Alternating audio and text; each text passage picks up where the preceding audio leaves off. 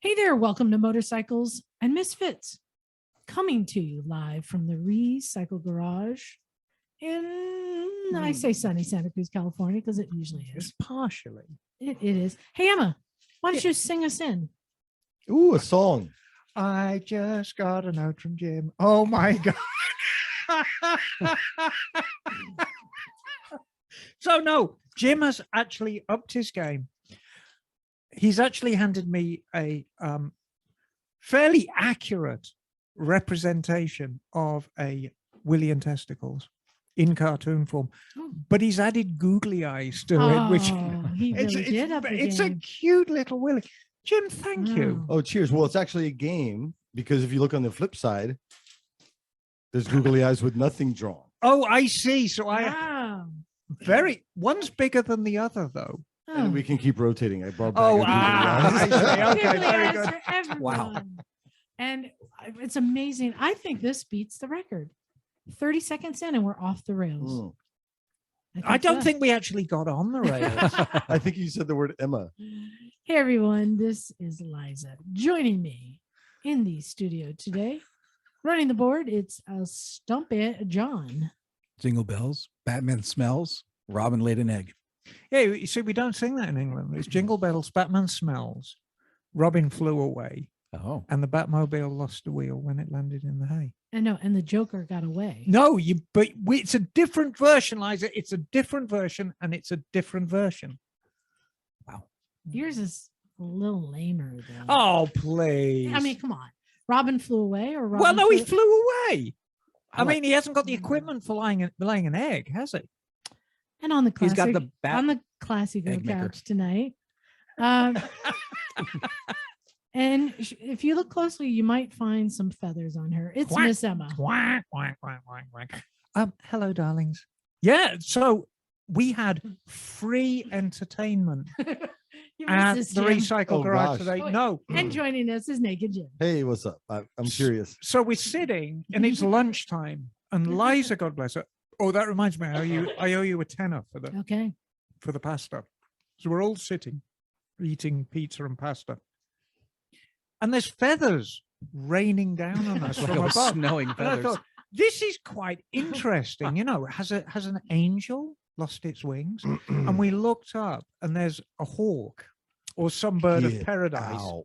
tearing apart some poor little pigeon. Bitchin'. So we were having lunch and the hawk was having its lunch as well. Oh, And it that was is just cool. shredding this thing in the tree. And all Oh, the bummed feathers I were missed coming it. down. I have never seen anything like it. Yes, they will pluck feathers and pluck and pluck and pluck. Yes. Brilliant. Oh, that's cool. Was it out on the outside though? Was it like in the shop? No, it wasn't in the shop. It was Like in the that tree. pear tree. It was in that big Yeah, tree. that's wild. And the feathers were raining down on us. And it Wild was kingdom. entertainment. But yeah, I mean, I guess hawks need Christmas dinner too. Mm-hmm. Dove. Yeah, so it was so cool just watching this hawk. Oh, just I love that kind of shit. ripping apart this bird. Yeah. Yeah, it's Yeah, that is cool. nature. And then Emma started singing the Circle of Life. It was really quite magical. Not a lot happened in the garage today. We had a few people come by. Eric from last week came by and he cleaned his chain. That's a good thing to do. Yeah. But we also just did some hanging out and maintenance. Oh, I got to separate washers today.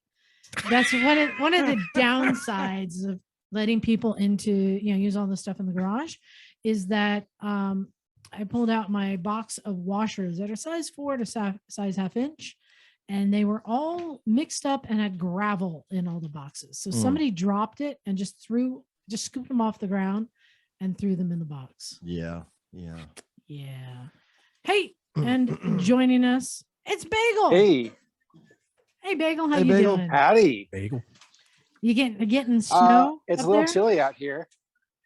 Yeah, Yeah. take a look. You guys getting snow? Oh, he's got snow. Look at that. It's Wow. coming down right now as we Lord speak. have mercy.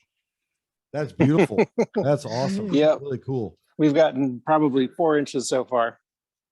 Well, we've been having some rain, which is good, but there's lots of trees down, lots of roads collapsing, and ruts. Eric, who was here today on his KTM, he showed us pictures. He went to Hollister this week, and there was a rut that swallowed his KTM adventure. Yes. That was quite a rut. I know. There's some. Ooh. Oh, crazy- hello, Bagler. Nice Yikes. sweater. Oh, it looks like Liza's almost. Hello. Hey, This I got a Christmas sweater. is too. my dabbing Santa sweatshirt. Oh, a no. little, yeah, little dabble, do you? Oh my word. You guys are nuts. Hey, did everyone have a good Christmas? It's wonderful. Yeah. Yeah. Yeah, pretty good.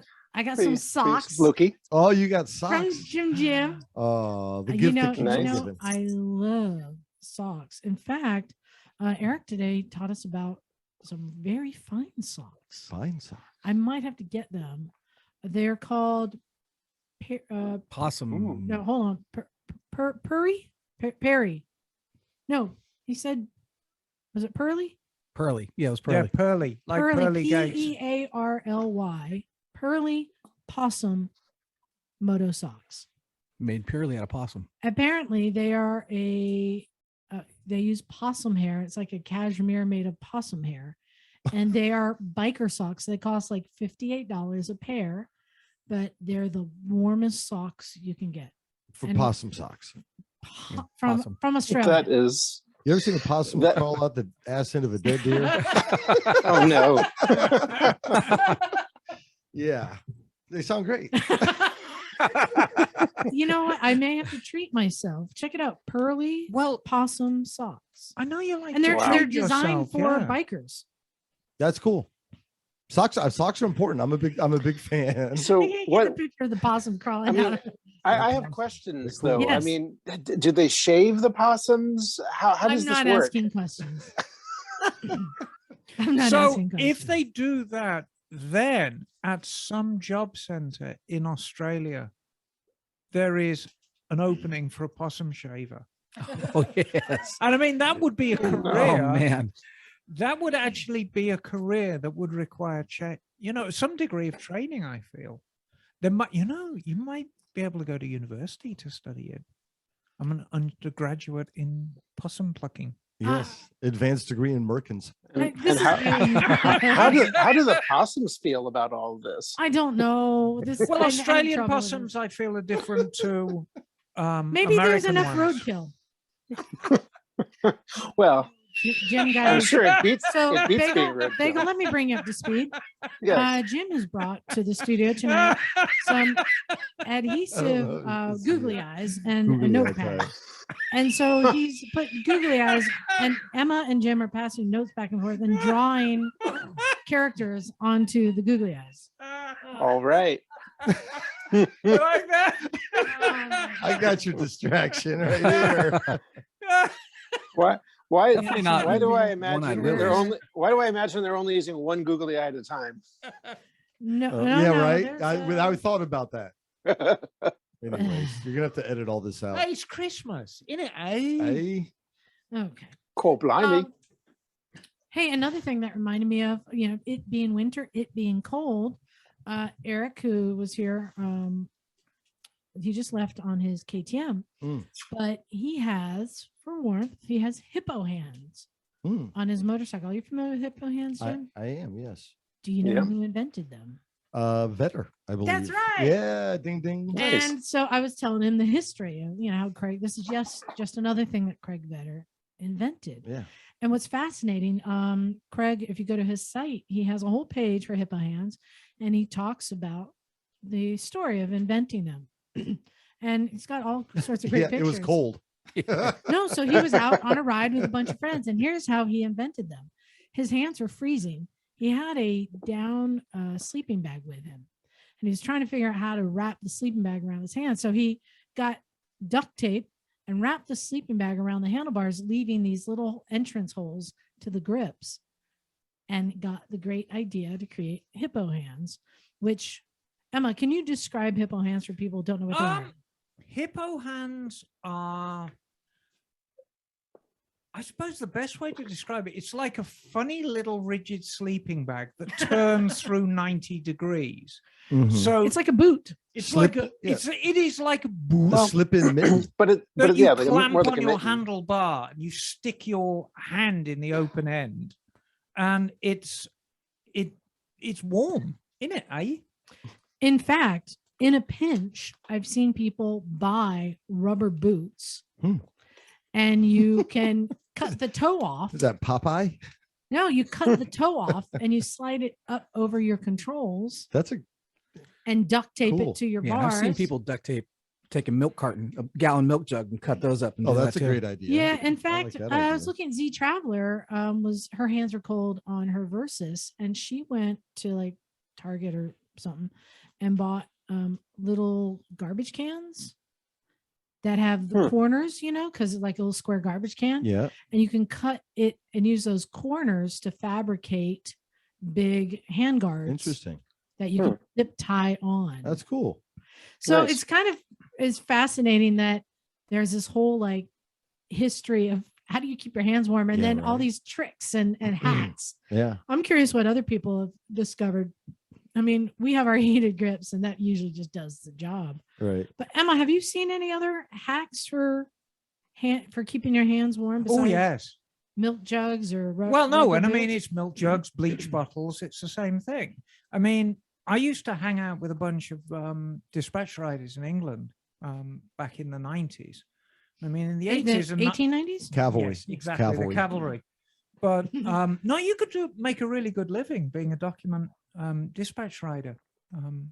Not so much in Birmingham. A lot of these guys worked in London, and they came up with the craziest frigging hacks to keep their hands warm, because it was 12-month a year job and it gets rather cold. And the usual one is just get a bleach bottle, and they're nice and big, Mhm. and you kind of cut it top to bottom. So now you've got the two halves. Like a clamshell. Yeah, like a clamshell. And then you just stick a load of fleece in the thing and just clamp it around Oh. your handlebar. Look at that. Or newspaper. Yeah. A lot of it's just directing that air away Mm. from your hands. Mm-hmm. Yeah. It looks absolutely ridiculous.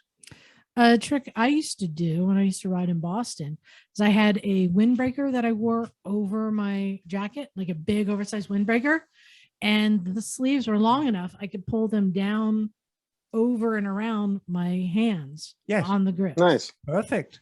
Yeah. Just keeping it And it out of made the a wind. world of difference. Bagel, what are you riding up there in the old chilly, wet Pacific Northwest? What are you doing? For I ain't riding anything right now. Oh, Yeah. we've lost you, Bagel. No, No. he's there. I'm here. Oh, there Yeah. you are. You're back. Hello. Yes. Hello. Yeah, it's all the roads are all slushy and snow covered right now. I'm not going out and riding anything. Do you have a wet weather glove you like? Well, I do have wet weather gloves. They're sort of a thicker insulated glove, and they have a built-in rain cover that has there's a little zippered pouch on the back, like the Oh, backside yeah, of I've your seen hand. those. And there's like a mitten that goes over the top. Yep, exactly. It's got the sort of the Spock fingers, with two Yes. slot for two fingers in each, and it works pretty well. And I've also used that in the cold as well to cut the air, and it does a great job. Because this is as good a point of reminding people, just in case they don't know, you're just starting out buying gear for your hands. I mean, leather is definitely, don't do that, Jim. It makes you look cheap. Leather offers the best protection.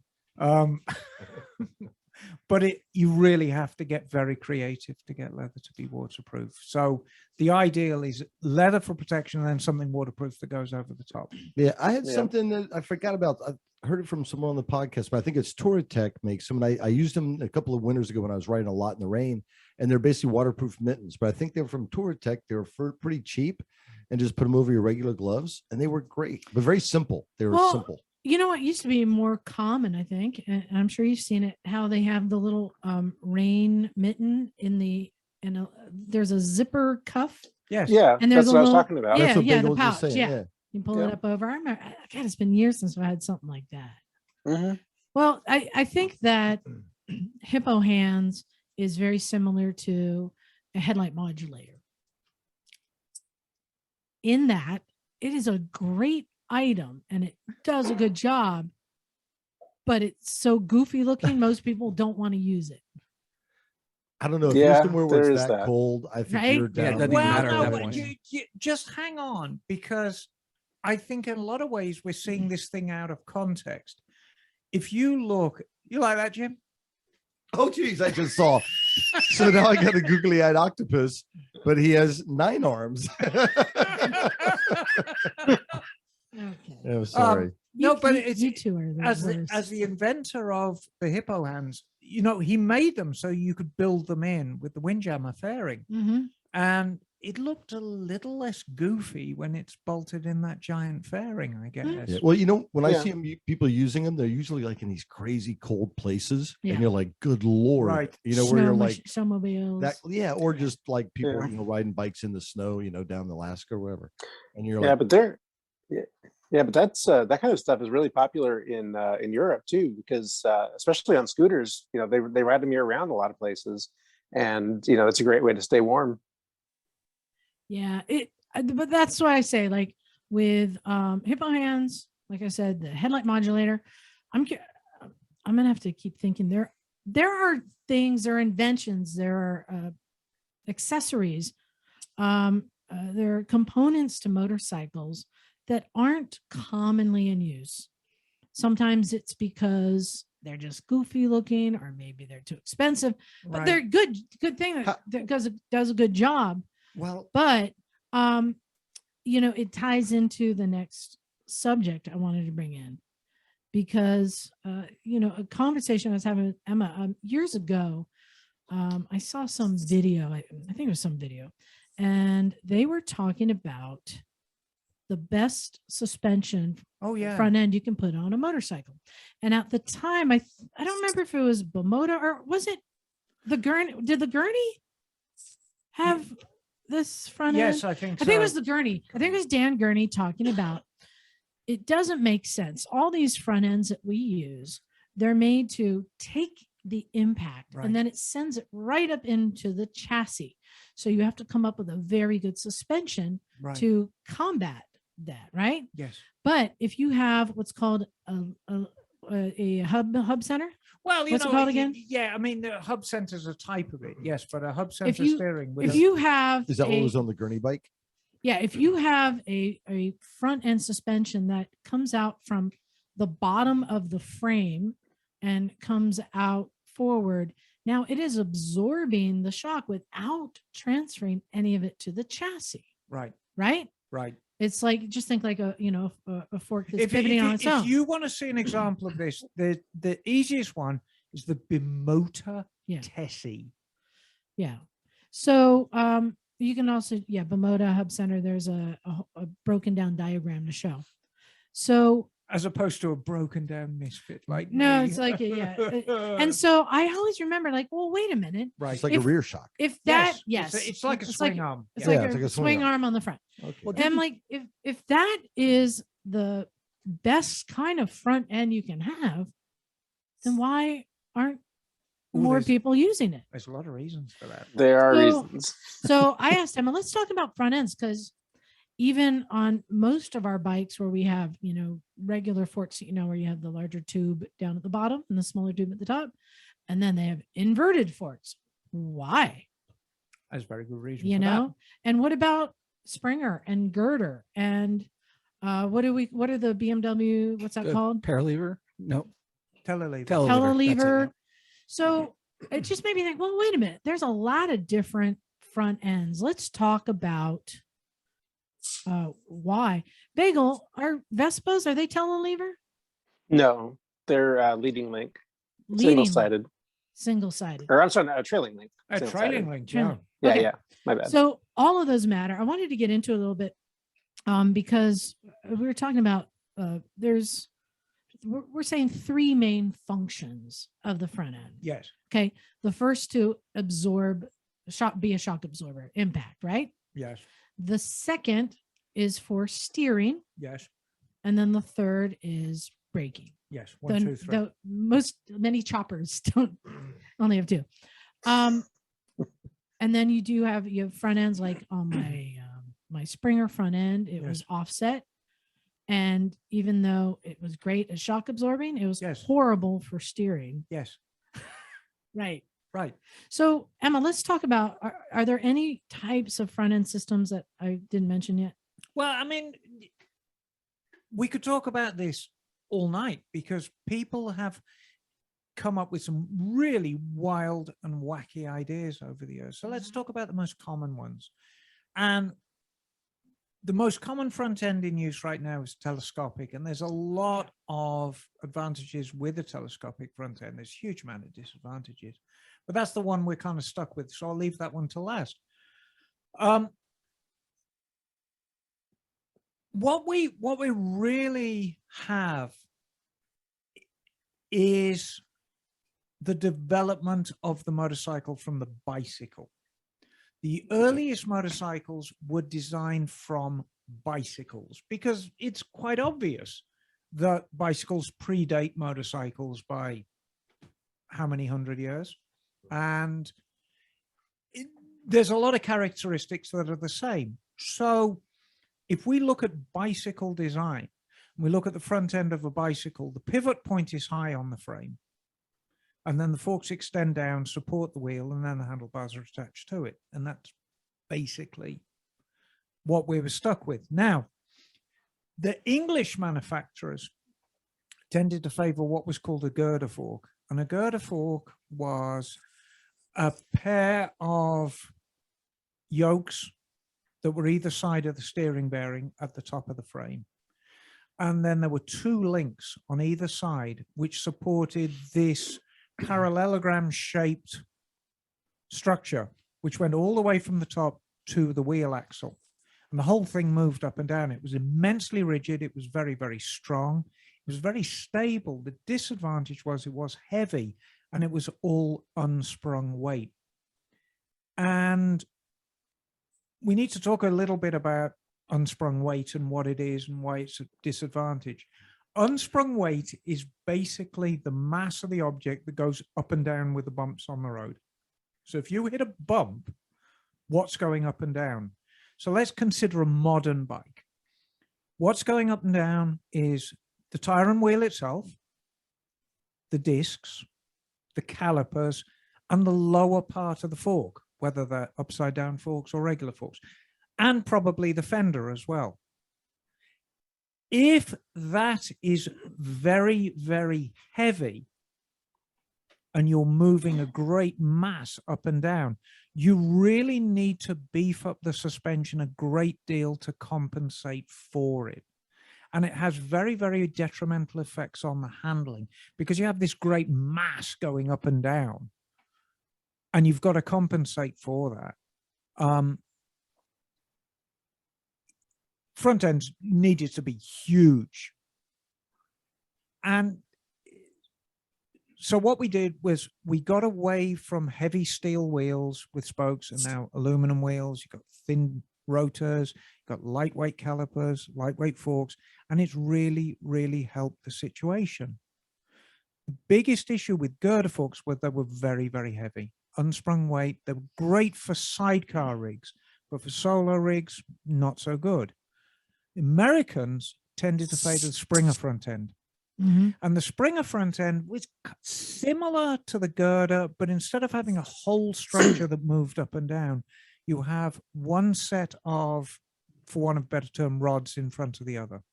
Which kind of makes sense. You have the front forks that are taking the impact, where the rear forks aren't moving. They aren't moving. Yeah. It's got Springer front ends are quite interesting. Once again, they are quite heavy. Mm-hmm. The unsprung weight, again, is not as great as the girder front end. But there's still quite a bit of mass there to move up and down.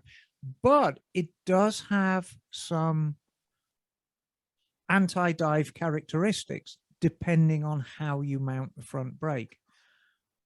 The big problem we have with all front ends on bikes, we expect a great deal of them. Mm-hmm. And each function can have a drastic effect on the others. Braking can have a drastic effect on how the front end moves. If you've got a front end that dives very, very heavily under braking, now your suspension is compromised because you've got the brakes on. Conversely, if you've got a front end that's very, very stiff to compensate for braking, The steering of the bike may be really heavy or really light, depending on how it's set up. Do you want me to go through Rake and Trail and what that kind of means? I mean, briefly. So Rake and Trail, they're kind of two sides of the same coin, but there are ways around it. So rake is the amount the forks are kicked out on the bike. Right. So if the forks are going straight down, well, that wouldn't fly, because if that would have zero rake and the bike would be so unstable, it would basically fall over itself. Yeah. So you need the forks going out at an angle. Now, incidentally, cars do the same thing. The front suspension on cars are always kind of angled back like forks, except on a car, it's called caster. But it's the same thing. It's basically the pivot point is back at an angle. Right. So as a general rule of thumb, and remember, this is just a very, very general rule of thumb, the more kicked out the forks are on a bike, the more stable it is in a straight line. So if you had a freeway cruiser, big, heavy freeway cruiser, it would behoove you to have the front end sticking out quite a long way, very long wheelbase bike, very stable in a straight line, but very lazy around the corners. That might not be an issue. My custom chopper had 6-inch over Springer front end with an added 5% rake. There you go. Yeah. So probably very stable on the freeway, great place to be, but lousy around the corners. Oh, because it was offset, because the front wheel is attached to the front forks, the chassis is attached to the rear forks, and they're offset just by inches. But that was enough that I remember the first time I got on it and rode it, you make a right turn and the bike kicks out to the left. You make a left turn, the bike kicks out to the right, because it's creating a pivot.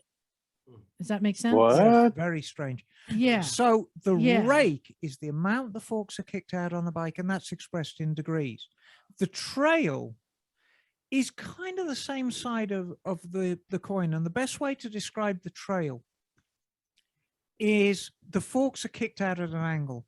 If you were to extend the line of the forks straight down to a point in the road and draw a chalk line, then if you were to take the point where the axle is, go vertically down and draw a line, you'd see there's a distance there.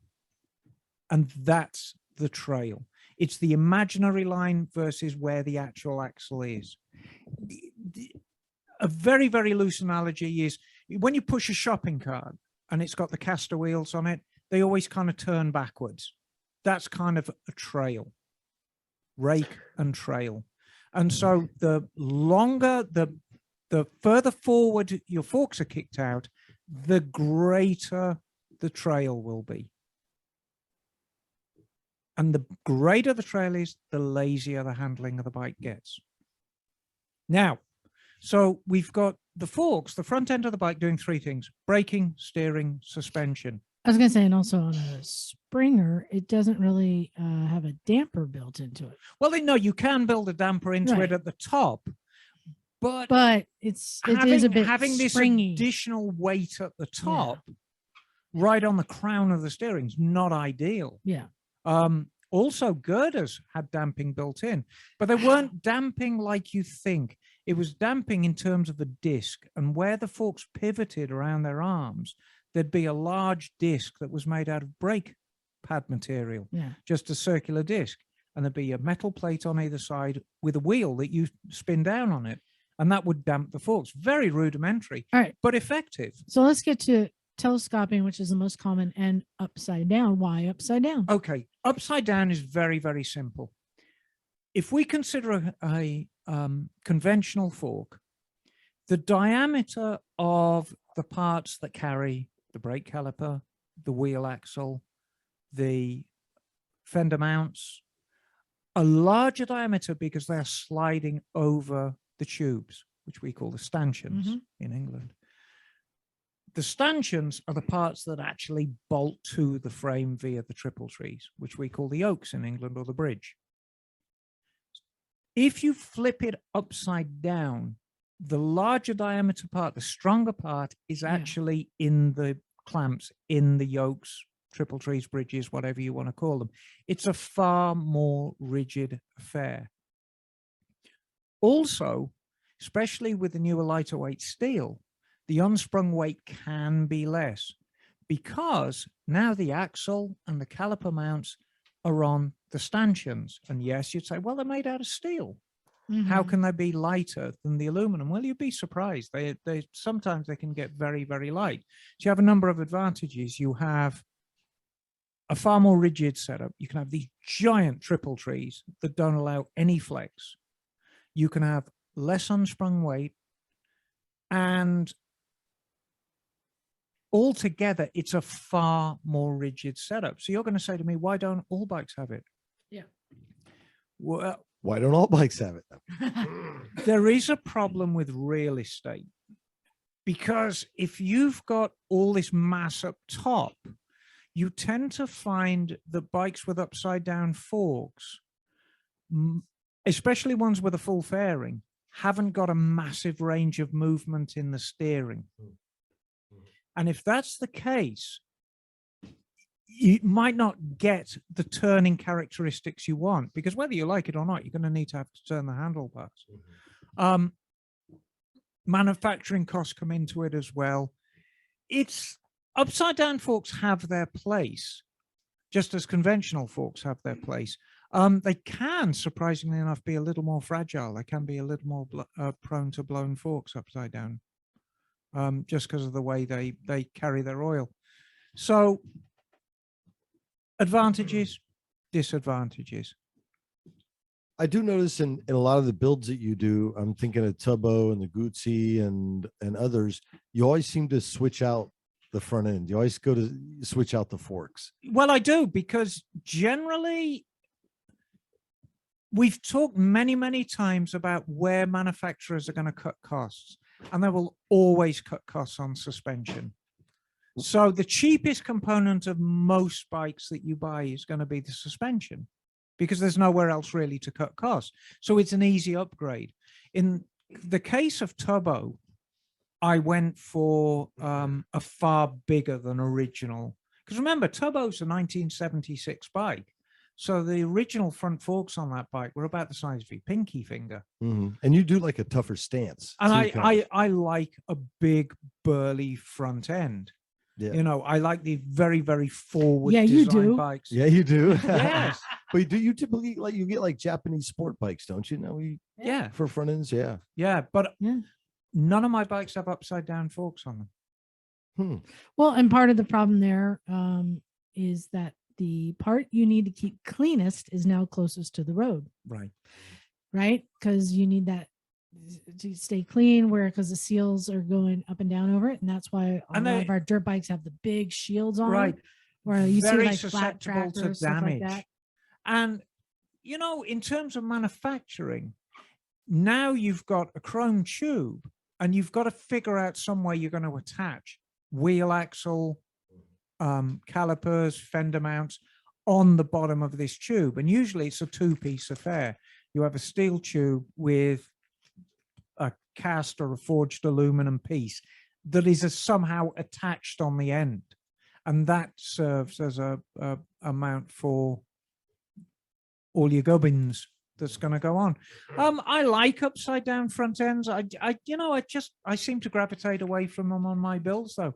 Tubbo's got a front. What is a front end from Tubbo? Concourse, I believe. Yeah. Put in front end from a Concourse on Tubbo. And the Guzzi had a front end, I believe. Yeah, it was from a Ducati Monster. A monster. So Emma, I was looking at the old ELF GP bikes. Was that a girder front end, or what was that? No, that's a French hub center steering bike. Okay. That was the worst handling GP bike ever made. Girder, think of very old Harley Davidsons. Okay. Yeah. Yeah. So, well, let's talk about, it's as good a place as any to talk about what a hub center. Is this a girder? That's a Springer. We will see if we can dig out some pictures of girder front ends and put them on our website. How about that? They became fashionable again, and they became fashionable in custom choppers. Well, you know, certainly the British scene in the 1980s, there was a huge, it's got a sway of doing very traditional English style choppers, which usually involved having a BSA or a Triumph engine and girder forks. But I tell you what, some of these things were heavy as heck. Okay, telelever. So BMW comes along and they invent what they think is superior Yes. front end. Explain telelever, because if you've ever looked at it, it's not attached. You have like your handlebars and triple trees up top, and then you have these tubes and you know forks down below, and then you look up in the middle, they're not attached. Well, so a telelever, the way a telelever works is everything is suspended from a giant swing arm that comes off the front of the frame. And the swing arm carries its own shock absorber and its own spring. So that's doing the hard work. And then there's a bridge that comes down that carries really small diameter fork legs that support the wheel, the caliper, and then they extend up, and there's a bridge on it that you can bolt your handlebars to. It's an amazing setup. So this isn't a single rear shock. This is still two. No, it's got one shock. Yeah, just okay. So just one single shock. Okay, yeah, telelever's got single shock. So and the fork legs themselves, they're very, very small diameter. They do carry oil, but it's mostly for lubrication. Most of the damping's covered in the shock on that big central arm. It is the easiest bike in the world to change the fork seals on, because you literally, you undo the top nut and push the fork legs down and turn the handlebars, and you can just pull the fork legs out, pull the fork seals out, put new ones in, put fork legs in. You can do the fork seals in a telelever probably in about half an hour. For both and I of was them. thinking of the duo lever. That's what was in like my RT. Yeah, the duo lever. That's what I was talking about. That's not connected. That's a little more complicated. Yeah. Yeah. And that's where you have the like cast forks coming down, and then you have your triples up top, but they're not attached in the middle. Yeah, they're two different components. The duo lever was really a prototype front end that somehow made it into production. The telelever is a lot simpler. It's a lot easier to maintain. It's a lot more cost effective to build, and it's kind of it's BMW's go-to front suspension for now. And then we've talked about before the Britain, right? Yeah, the Britain. Yeah. What kind does it have? That had a form of girder. That's not telelever. Well, it's like a weird L shape. Yes, it's a Britain. Yeah, it's a Britain. I mean, and this is why I said at the beginning, you know, there's 1,000 manufacturers who've done their own thing.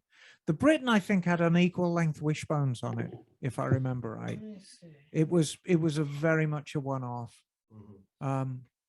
There's there's a naked Britain on display right now. Oh, let me see that. There, hand that over. It looks like a dual lever. Yeah, I have no idea how to explain it. Yeah, I think it's a dual lever. Let's have a look, see what they've got going on. Yeah, it's got a little in common with the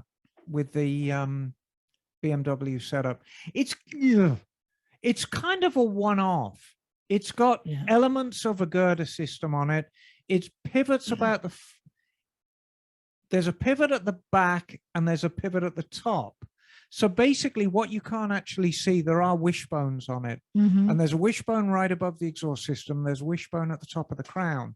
And then the L shape pivots up and above them. The advantage of this is in effect a girder front end. But what makes it different from the girders of my youth when everything was powered by steam? When they actually made with girders. Well, yeah, and there it is. This is carbon fiber and it probably weighs nothing. Yeah. Unsprung weight, remember? You know? So, God, that's exotic. But let's talk about Hub Center. Yeah, let's talk about Hub Center. So what you've basically got, a Hub Center is a swing arm that comes off the front of the frame. It could be a single one, it could be a twin one, but it's a swing arm that comes off the front of the frame. On the end of that swing arm, there is a knuckle, and the knuckle supports the front wheel, the calipers, the rotors, usually a single. And then there are arms coming off with linkages that you can use to actually steer the bike. Now, the advantage of a hub center is it separates the elements. It separates braking from suspension work, from damping, and it separates steering from both of them. So each element, whether you're steering, whether you're braking, or whether you're traversing a bumpy road, can be considered on its own merits rather than one affecting the other. And that's one of the great advantages of it. You can brake as hard as you want with a hub center and it won't dive. And you can be braking hard and the steering is completely unaffected by the braking. Looks like it's really hard to keep straight. There's a lot of pivot points, a lot of things adjust. Well, and that's one of the great disadvantages of it. I mean, anytime, and that's the bimotor one, and like anything that bimotor makes, it's overly complex. The better one to look at is the one on the Yamaha GTS, which is a lot more simplified. However, the big disadvantage is it's a complex piece of machinery. Right. And when you have so many pivot points, it doesn't take long. There's a couple of thou play in this one and a couple of thou play in that one.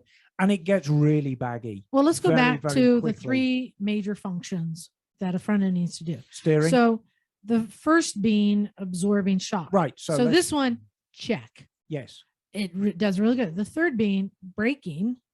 This one does it great because you're Right. not going to be diving as much because You can right? you can brake as hard as you want, and in addition, with an effective ABS braking Yeah. setup on it, you could outbrake anything on the road. Yeah. So you're taking away a lot of the dive factor because of the way it's set up. So that's superior. But steering, which is, we can agree, probably the most important function of a front Steering end, is perfect it's when they where are it gets complicated. well, and it's complex to get that feel, and you Mhm. have to have a lot of very, very accurate Heim joints and a very, very clever amount of math technology to get them to steer well, and maintaining that, aligning everything is absolutely crucial on them. Well, and because you need to go through, so the axle is Yes. the axis Yes, of the wheel. So that's why on my Springer that was offset. right. It wasn't steering on the axis, it was steering off axis, which affected the whole bike when you turn. So on a hub center, how are they reaching the axis when you're not accessing it from straight? I mean, you're not coming from both sides going to the axis, right? No, So the axis is now the base of the knuckle, which is not exactly lined up with the axle. Is no, that- it's canted so that they compensate for it. Okay. Yeah. So the axis on a true hub center, what you have is you have the swing arm coming forward, and then at the end of the arm, it turns in, Oh, and I then see. is supported there, turned in. And so when you bolt the wheel on, it becomes far more centralized. And so now what you have to do is, because you have this single-sided, Yes. you need to have clearance for the top wheel to Yes. pivot. So now it has to be rounded, arched, right? To Right. allow for that. Yes. So now, But that can be an advantage because now Yeah. you're adding strength. okay. Yeah. Strength, but you're making it longer, so there's more potential for Right. flex. Yes. So it becomes more complicated. Yes. Yeah. It's very, very complex. And that's really its downfall. It's very, very complex to make. It's very, very complex to maintain. If somebody brought in a bike to me, if somebody brought in either a Tessie or a GTS 1000 to Motortown, instead of crashed it and have knocked the front end alignment, I would instantly have a nervous breakdown. Hmm. And I'd probably go home. So not that many bikes use it. So here's something interesting. I was just How doing- old? How old do you think that setup is? Oh, 80s. I mean, it's engineering. So I don't know, 70s, 80s. Oh, wait, no, metallurgy has a lot to do with it, as we've learned. Metallurgy is often the advancement. First bike to have a hub center steering. Well, the Bimota is the first one I ever saw it on. But if Gurney, I don't remember if it was Gurney talking about it. So I'll say late 80s. 1920. Wow, What? really? Wow. 1920. And it was rudimentary, but there was this device called the Nera car in Ah, yes. 1920. Yeah, Bagel knows what a Nera car is. One of And those that with had a Peterson. rudimentary form of hub center steering. We need to go back there, Jim. Yeah. That was a good time. So here's something interesting because we say, so if it is superior in braking and in handling, and you have to overcome engineering for the steering, for the weight, for the value and all that, do you think it's going to become more popular in use? I think it might. I think we're moving into an area where technology is going to become, I think, perhaps more important than it is now. And let me quantify that, because that sounds kind of an odd statement. As we move away from internal combustion bikes and go into electric bikes, there's no real difference in performance between all of them. They're all going to be fast as hell, and they're all going to be governed down to a top speed of probably 100 miles an hour or less. So what's going to distinguish the manufacturers, and what's going to get people's juices flowing down at the coffee bar, is what is the technology that's built into your bike? And whether that's electrical technology or chassis technology, it doesn't matter. That's what's going to make the manufacturer stand out. Do you know who owns 49.9% of Bimoto motorcycles?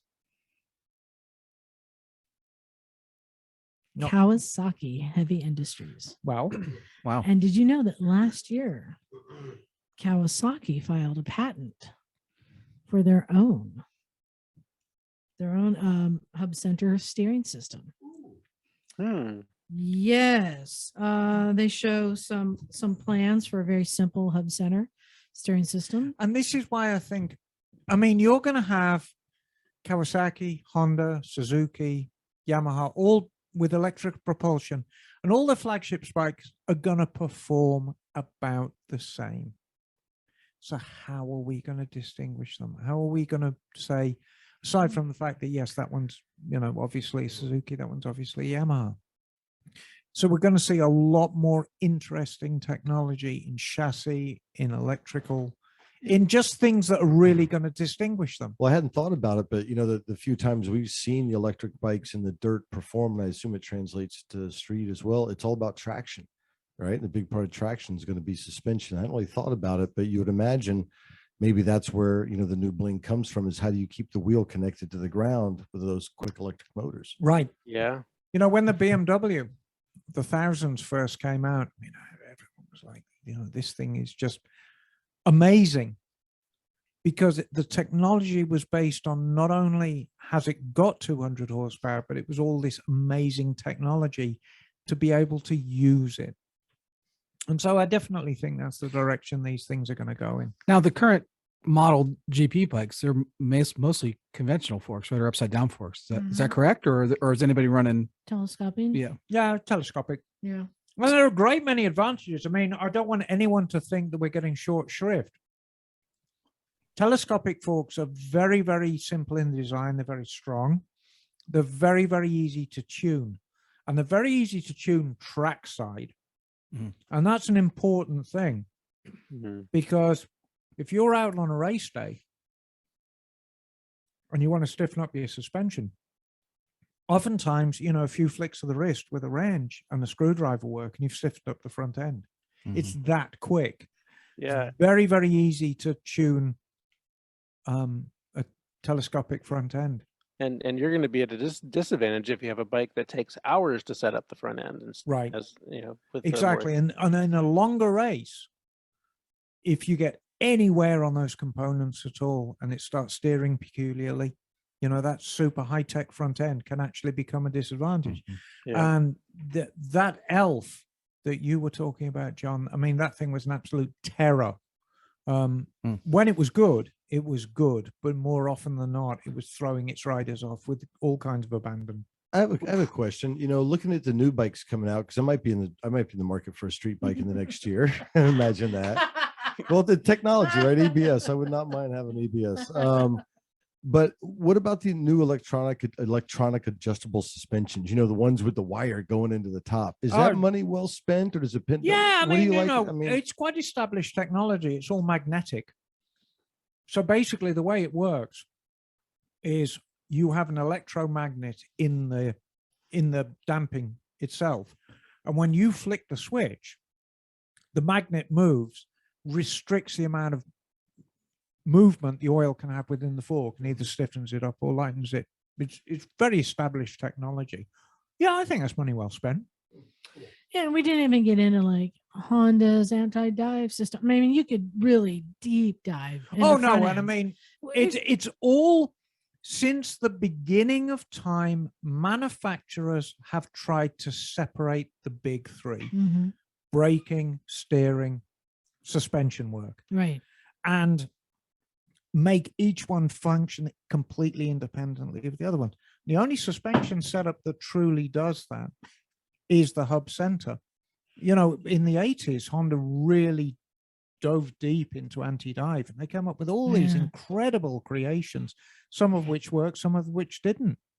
And all the manufacturers had anti-dive. I think one of the best, actually, I want to say, was Kawasaki on the GPZs. Of course, I call them GPZs, which made them betterer. But mostly they've worked on hydraulic pressure, and when you squeezed the brake, the pressure pushed out the pistons in the calipers and gripped the rotors, and you stopped. But also that same pressure would jump forward into a valve sitting on front of the forks, and it'd do the same thing. It would close up the free movement of oil, and the forks would in effect lock. So, I just wanted to bring up hub center steering. It's something I've known about for decades. It's brilliant. But I always wondered why we didn't see it more often. Yeah, there's tell me why. There's high technology there, but now I want to get to some low technology. Because it's time for a new segment we're trying out. This is called Debate Club. All right. Jim and Bagel have no idea Where's what's my about to ruler? happen. We need a theme song. I know. You know what? I thought it'd be fun to do a good debate. And so I've got the subject tonight is the Kawasaki KLR versus the Suzuki DR650. They're very similar bikes, but there's pros and cons to each. Yes. So I thought it'd be fun to get in a good old debate. John, which bike will you be taking tonight? I will be taking the KLR650. Okay. And Emma, what bike will you be taking tonight? DR650. Okay. So here's how it's going to work. Bagel and Jim, Bagel has now stepped away. Your jobs are going to be judges. I will just be moderating. Hang on, Bagel's got beer. I'm here. I just need to get another beer. Did you bring I'm gonna need a beer for this. So your jobs will be to judge. I'm going to moderate. The way it's going to work, each of you are going to have 3 minutes for your opening statement to say why you think This is your David and bike Goliath. I'm just saying. is best. Okay. Please do not interrupt the other. Then you will have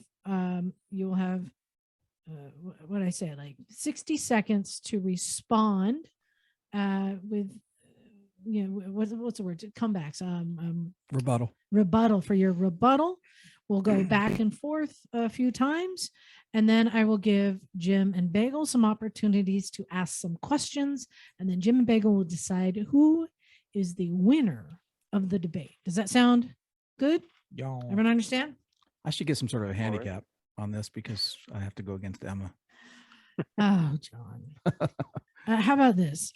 Emma, would you be willing to go first? Yeah, I'd be happy to go first. Okay.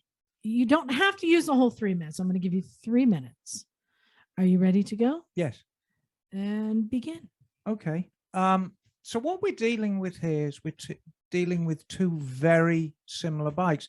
And I think the important thing that I want to stress is the KLR650 is not a bad bike in any way, shape, or form. I mean, it's inferior to the DR650 in every way, but it's not a bad bike. These are very, very similar bikes.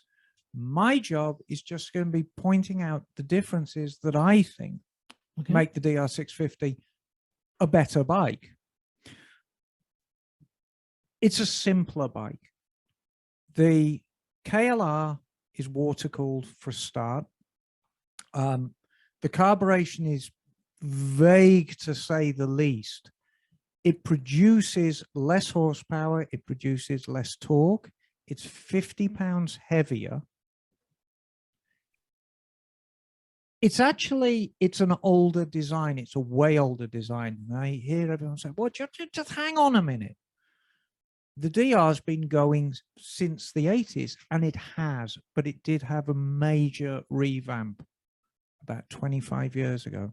So these are both very old designs. The KLR still very much rides like an 80s bike. The DR rides like a far more modern bike. One of the big advantages of the DR, it has two suspension settings, majorly different suspension settings built in from the factory. If you take out the rear shock and reverse the lowering links, you can drop the back 2 inches without spending a penny. On the KLR, you have to spend money to do that. It pulls its power in a different way. From the lights, the KLR has the edge on power. However, the DR produces more power in the mid-range and continues to build power when the KLR goes flat. It's a far livelier bike to ride. And in conclusion, it's a better looking bike. And there's no question of that. This is absolutely not up for debate. The DR650 always has been and always will be an extremely handsome bike, no matter what color they come in. You look at it, oh, that is a good looking bike. And God knows, as much as I like KLR 650s, you can never describe them as being good looking. It's utilitarian, but not good looking. Okay. You are under 3 minutes. Thank you. Okay. I have to say, it was very hard for me not to respond. That was hard. All right, John, you will have 3 minutes. Are you ready? Yes. Begin. Okay. So first thing I'll say is beauty is in the eye of the beholder. I think the KLR is a beautiful motorcycle as it is. It's agricultural, yes, but it still is beautiful in its own way. You know, the water cooling, I'll say, is a plus and a minus. I guess it depends on how you feel. I think it gives you a little more protection in higher temperatures, although you do get a little bit of weight, extra weight. But I think, you know, ultimately water cooling is clearly better. I would argue that the KLR is a better all-around motorcycle. I will give the DR a little bit of credit for dirt, being a little more agile in the dirt, but I think the KLR is better getting to the dirt, especially if you're going long distances, including has a much better fairing setup, and it's got better wind protection. So it has a larger gas tank stock, so you don't need to spend money. So you may need to spend a little money on suspension, but you don't need to spend money on the larger gas tank. I think it has a couple gallons more than the DR, and most people are swapping those out for other gas tanks. So from the factory, the KLR comes with a plastic skid plate, which isn't the greatest in the world, but it's better than no skid plate, which is on the DR. It has a factory rack. Again, it's only limited to 11 pounds, but then again, the DR has no rack, and a windshield, and it has a tachometer, which the DR does not have. So the DR has almost no instruments other than a speedometer. The online support for the KLR is vast, extremely greater than the DR. I mean, you can pretty much get any kind of support in the forums that you need for a KLR 650. Both bikes have a lot of aftermarket parts, but the KLR simply has more. So there's more companies to produce parts for the KLR than ever for the DR. So you can really do a whole list of customizations based on what's out there. The KLR arguably is much more comfortable. It has a unitrack shock suspension that effectively dampens everything and gives it a very much more smoother ride. Again, hence better on the street. The rear suspension seat, and we can get into the argument. I do like the fact that you can switch the shock on the DR, but KLR also comes stock with a 5-way preload, so you can actually dial it in much more better out the gate. And I will say, the game changer really is Generation 3 has changed everything. So making the DR practically outdated. So the Gen 3 has 3 options based on what your preference is for the type of bike that you want. It's got fuel injection. It's got better colors, and is arguably a prettier bike too for the Gen 3. The base price for the DR is actually exactly the same as the KLR Gen 3. So arguably, again, you're getting better technology, including a much better screen. It has a digital screen on it too, and the ABS option on the Gen 3 is much. There's no ABS option for the DR. And time. Perfect. Hmm. All right. Emma, would you like to use your 60-second rebuttal? No, I mean, I think you have to figure these bikes both on their own merits. I need a yes or no so I can run the timer. No, Do you want no? You're passing on your rebuttal. no, I'm good. John, do you need your 60 seconds? Well, I'll take some of rebuttal it. Yeah. So I would Okay. just say the DR is, again, it's a wonderful bike. Both is very similar. I agree with him on that. You couldn't go wrong with either one. But if I was to buy one of the two, which I did, I went with the KLR because of the legs and the difference in terms of being on the street longer, and the options that are out there in terms of customization. And I just think for your money and for what you can do to the bike, you can make it almost as good as the DR off-road, but you get the better on-road components. Okay, thank you. All right, now we'll go to the judges. Judges, you can ask one question of each of them, and you will have 30 seconds to respond to that question. Jim, do you have a question for either of them? Yeah, it could be for both. Tell me the advantages, because everybody takes these bikes on these big, long adventures to South America and Ecuador. Tell me the advantages of your bike traveling through remote areas where you really need reliability. I would imagine carburation, but whatever. All right, we will have Emma go first. Are you ready? I am. And go. When you're in a remote area, simplicity is everything. And the DR is a simpler bike. And the fact of the matter is, there are far more world travelers on DR650s right now than there are on KLRs, as hard as it is to believe. And time? You good? Yep. Okay. John, you have 30 seconds. Yeah, Go. I think that's an arguable point because the research that I did said that there's more KLRs out there doing long distance. So I just think we'd have to maybe go deeper on the data on that issue. But I think, radiators, the radiators makes it more complicated, but every car in the world has a radiator now, except for VW bugs or maybe some other obscure. So radiators aren't that big a deal, and it's universally used. So I would say, given the comfort issues, the KLR for a world traveler is a much better choice. All right. And time. Good job. All right. Bagel, do you have a question? Wow.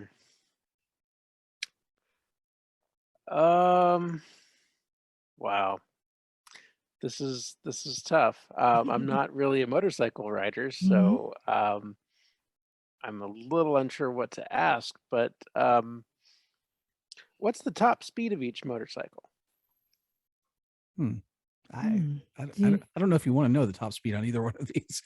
I think the KLR is probably 105 maybe, if you're winging it out. How about this? Do you mind, Bagel, if I ask a question related Sure, to go these? for it. I will ask a question.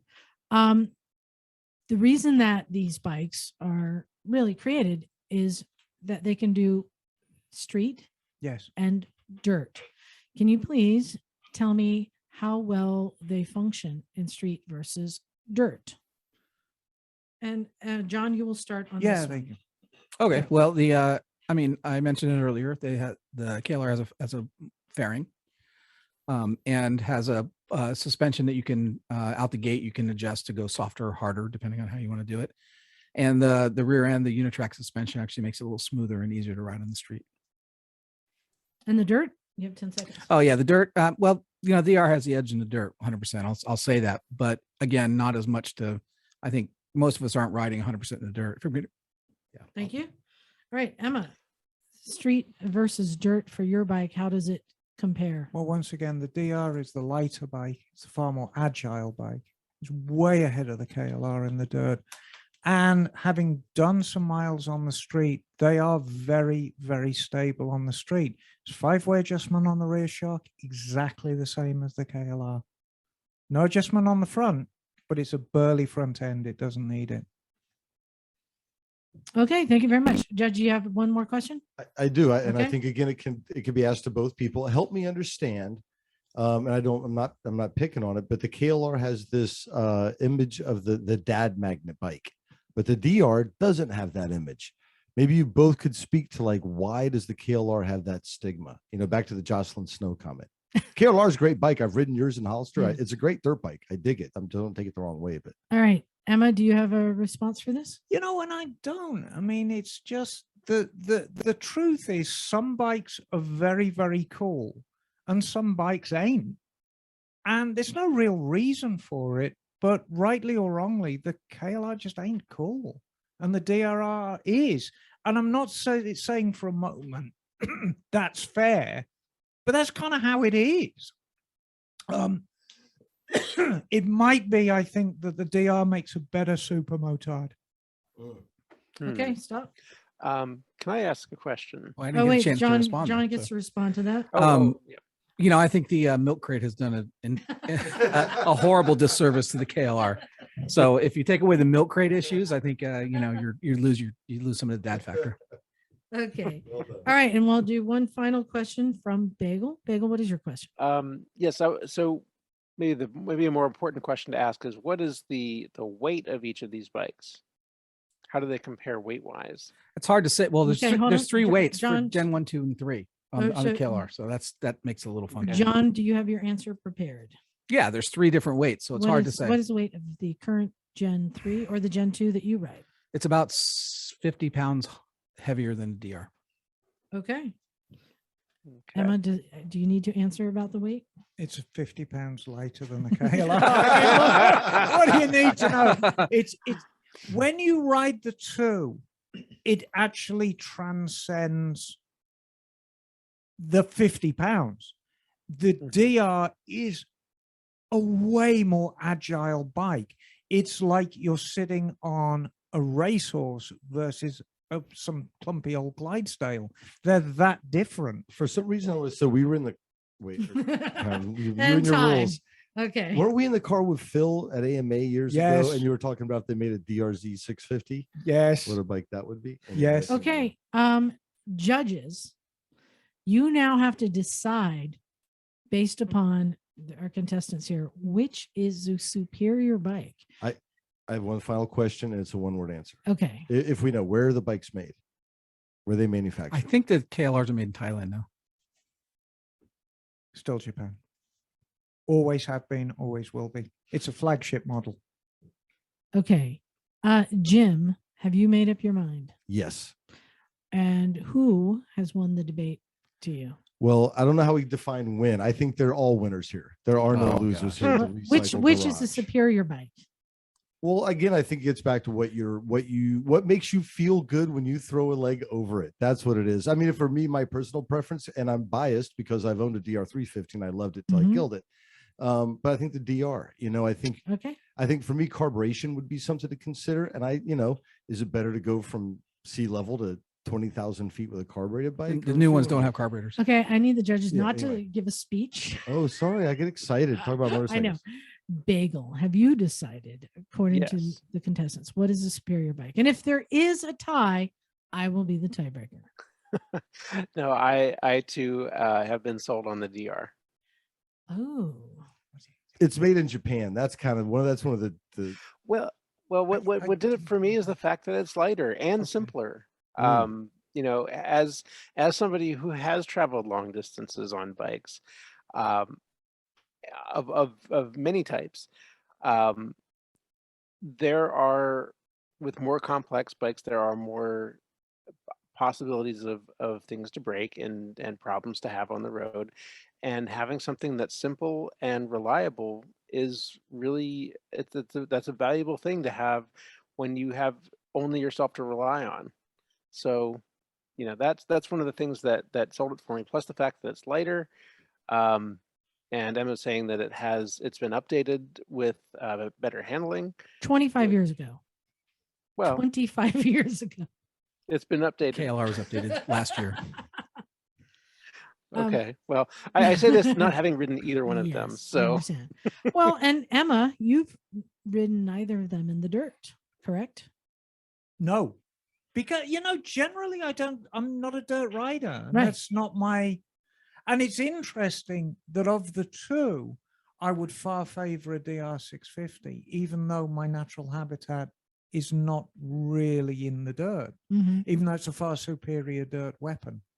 Well, first off, I want to say congratulations, Emma. You have won the I first mean, ever debate club. And I think the important thing is, before we get a bunch of hate mail, I mean, these are both very, very similar bikes. And, you know, the KLR is a very, very capable bike. And as to that, but I don't necessarily agree that there's more DR650s out there in the world. I've encountered them both. Right. But I know personally more people who've traveled extensively on KLR650s.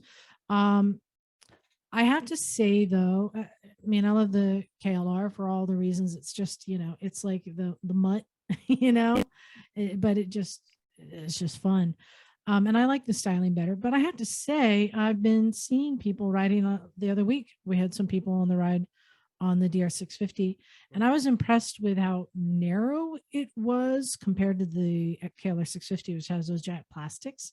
The KLR having the bigger tank, to me, makes it better as a long distance touring bike, but the DR650 to me looked better as an actual hitting the dirt bike, and I'm kind of intrigued by it.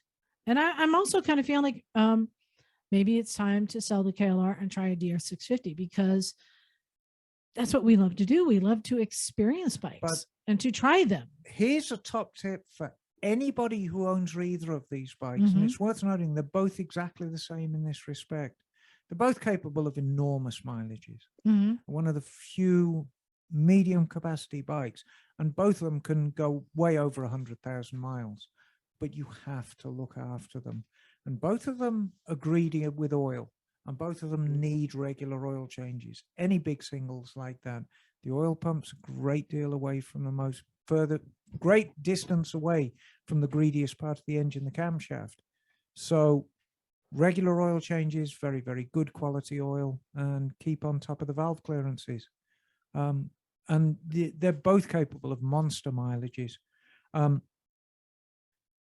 mean, I think my next bike, largely because Liza's bullying me into going to dirt riding, will be a DR. Well, you know, it'll be interesting, Liza, is if you were to say pick up a DR650 and then compare that to your KTM 990, because there's like 100-pound difference. So that, I think, is where you're trading. 990 or 690? Oh, I think I did a 990. What's the weight on a 690? My 690 Enduro? Yeah. I'm not sure. But it's good. Like 400 something, maybe. I'm not good at this. Yeah, 350 pounds. Oh, so it's not that much. It's 50 pounds. Yeah, not terribly heavier. Anyway, it makes a difference, but oh no, for me, there's no competition. The KLR and the DR do not compare to my 690 Enduro. But that's why I wanted to do this. These two bikes are so close in comparison, and they both are great at nothing, good at everything. So I think I want to experience a DR650. Hopefully Emma will get one. You know, okay, I quit. I have ridden a DR650, and interestingly enough, it was up a mountain in Pakistan. Is that right? Really? Yeah. When my first time there, we ran into some other travelers on GS 1200s. There was a Transalp from Australia, so it was a newer Transalp, and a DR650 fully loaded. This guy was from England, and he's riding around the world, and so it was fully loaded, kitted out with everything. And he let me ride his bike for a bit, and it felt very stable. But it was like fully loaded for around the world travel, right? Not the light, nimble bike that I see some local. I mean, local if you actually see them in a naked form, you get to respect them a lot more. I mean, they've got giant forks on them. Way You more ac- dirt bikey looking. Yeah, like, I like you mean, said, more you narrow actually- profile. Looks more like the DRZ 400. It's actually a lot burlier. The forks on it Yeah. are way burlier than the DRZ 400. It's got these massive forks on it, Mhm. which is what really kind of does it for me. Mhm. And just this easy switch out back end, so you can get a couple of inches out the back. Mhm. And I've seen a couple of them tricked out as super motards with the 17 inches. God almighty, they're so fucking gorgeous Well, with those 17-inch wheels on. Mhm. thank They you. really are great looking bike. Thank you, John and Emma, Yeah, thank you. Thank for you. trying this out. John, you did a great job. And I would like to know from our listeners, what two bikes do you think we should debate? What are some similar bikes? Like Jim was like, oh, maybe we can debate Africa Twin versus The the Tenere. Super 10. Tenere, Super 10, or maybe a Ninja versus a Or CBR. GS versus a KTM 1290. Vespa versus These- Lambretta. There you Oh, Vespa versus yeah, Lambretta. there go. you go. V-Star versus Harley. Ooh, Bagel, do you think you Or could get Indian versus one of your Harley. scooter friends to come on Yeah. for that debate, and then we could be the judges? Oh, yes. Might be able to work something like that out. We'll Maybe we see. get yeah, okay. We'll So see. yeah, I would like to hear from you what you would like to hear debated. Do you guys think this is good? We can No, do I debates think- in the future? Yeah, I think it's a good way to explore, the strengths and weaknesses of bikes, in a fun environment without saying that thing's crap. We could do Hayabusa versus Concourse 1400. Yes, CBR, or I was going to say the Blackbird. actually, the Hayabusa, its cultural nemesis, I think would probably be the ZX14. Yeah. That was close. Yeah, it's close, Yeah. but it's kind of the Hayabusa ZX14. Harley versus Indian. Yeah. I could do that one. since I rode that I Indian. will fight anyone who trashes my Harley. Oh, Mm. maybe Ooh. Emma and I need to do Harley versus Yeah. Indian. So what would you Hmm. against the Sportster? What would be the? Oh. I will wear my Oh no. Okay, yeah. I will wear my leather chaps and leather vest, especially for the interview. Tassels. Yes, Will you show off your my tramp stamp? my assless Show off chaps. your I get tramp my- stamp. no, I'll get one drawn on, especially. Mm. You guys, I don't know if you realize, and a lot of people don't, which I think is just Wait. amusing whenever I'm accused of Harley bashing. I have a tattoo of a Harley, right? You have a Harley in your Christmas sweater. I'm Harley because of it. Mhm. I have a Harley tattooed on my arm. Do you Wow. really? I Yeah. do. Homer Simpson's riding it backwards with a donut on his ding dong. Oh, she's stripping that down. Hold on. down. Shazam! That, here, look, see? That's a flower. That is a Harley. It is indeed a Harley. Yeah. Hmm. Yeah. There you go. Hmm. I have a Harley tattoo, guys. Yeah. So, No, and I mean, forgive us for not noticing, but Liza is quite heavily inked, I think is the correct term. for it. Inked. Is she inked? Yeah. Not black. Um, inked. So forgive us for not noticing that, but that is definitely a Harley dashboard and fuel tank. well, and I'd be curious. We didn't even get into the stats on crashes. I'm curious which of those two bikes has more crashes and can take abuse. I know my KLR takes a lot of abuse, doesn't even get dinged up. You know who would be able to tell us? Law Tigers. They're They're great. They're great. Hey, have you been involved in a motorcycle accident? Yep. You need Not if, it's when. Several. Still, yeah, right. Still taking acupuncture. You need to call 1-800 Law Tigers. Your case evaluation is free and they don't get paid until you get paid. They should be the first call you make after a motorcycle accident. Why? Because they fight for motorcycle riders and their families to get the compensation they deserve. Because you have to remember too, your family may need to be if you have Those lost a lot- guys? well, It's true. when somebody gets, I'm just going to say, killed on a bike, the family's just dealing with the death. They're not thinking about going suing somebody or getting compensated for it. Law Tigers, let them handle it for you. They know how to do it. They've got over 20 years of experience and they will handle your case with the respect and dignity you deserve.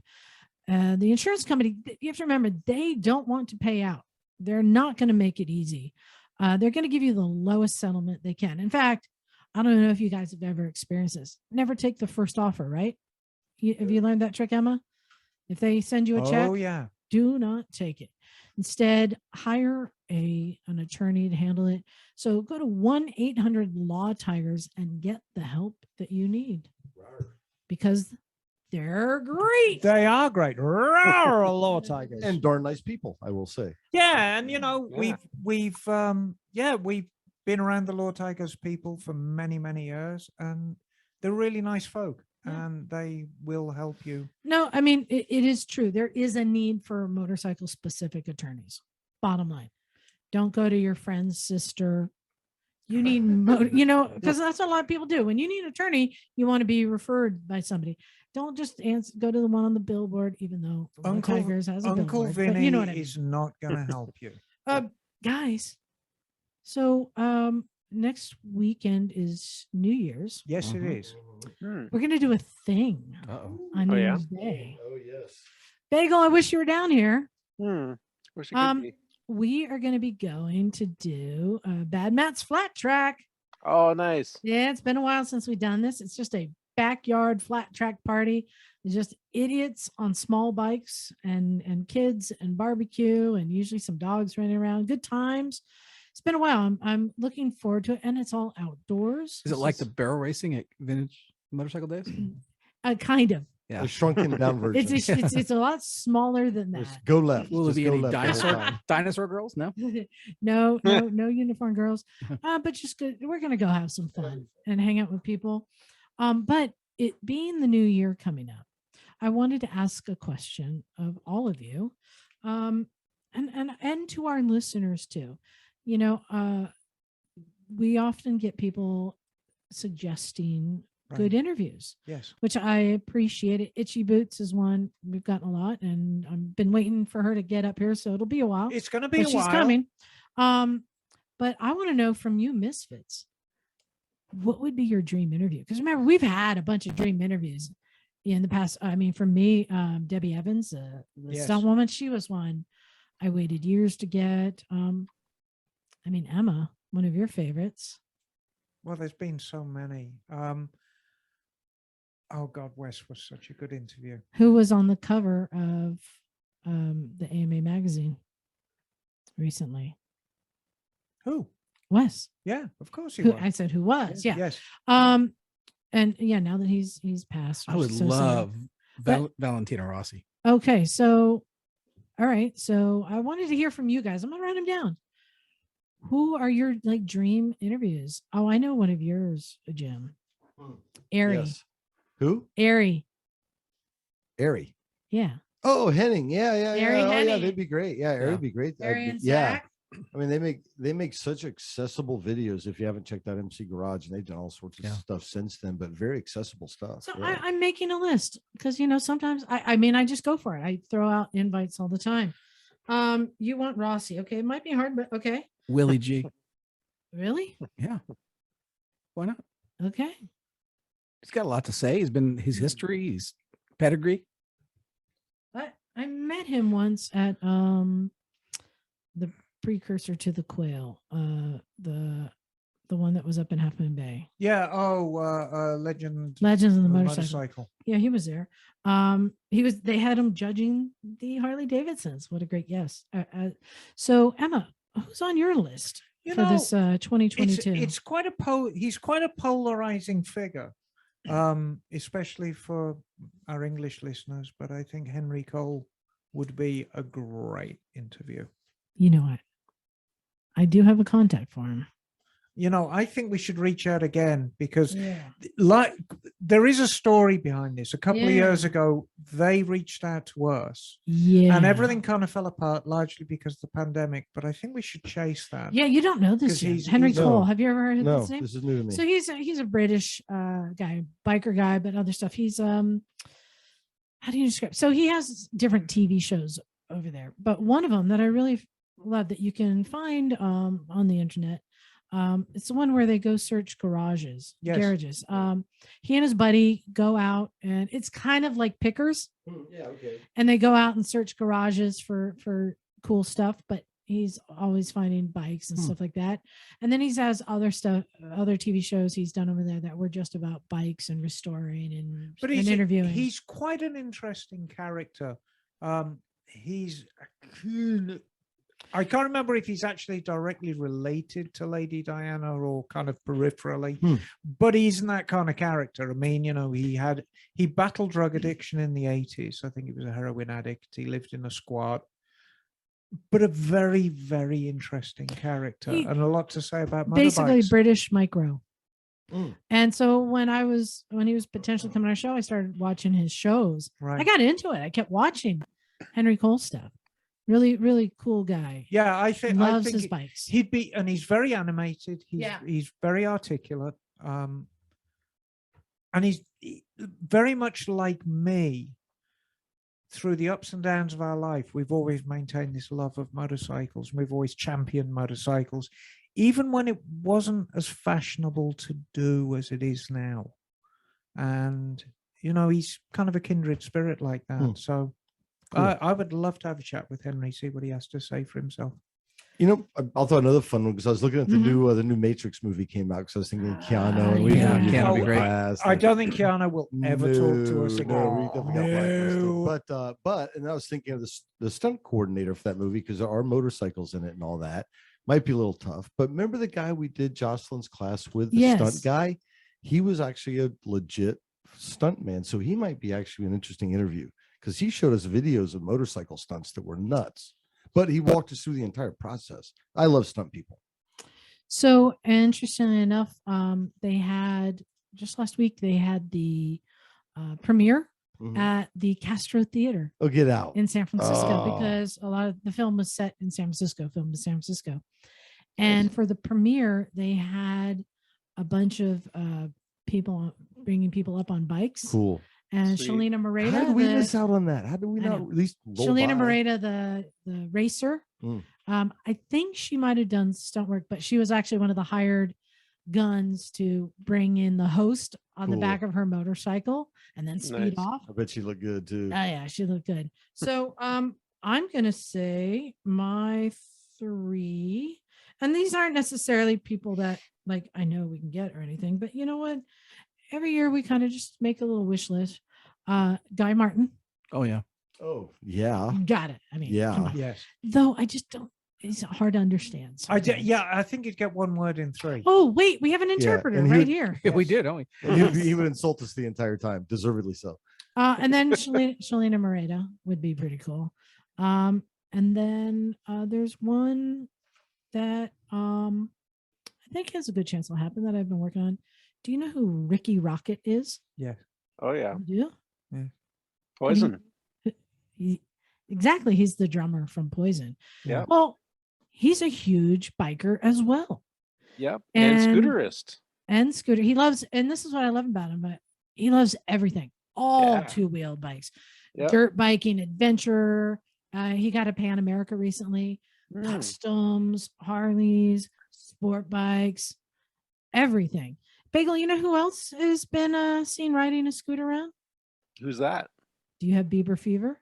Yes, I've heard about this. Yeah, Justin Bieber. He got a Vespa. Nice.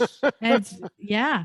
Well, apparently he's working with Vespa. Yeah. And they're designing a special scooter. Oh, I might have a connection to him too. That will be the best Vespa ever made by far. Right, Bagel? We shall see. Hey, I would like to say for the record that I respect Justin Bieber.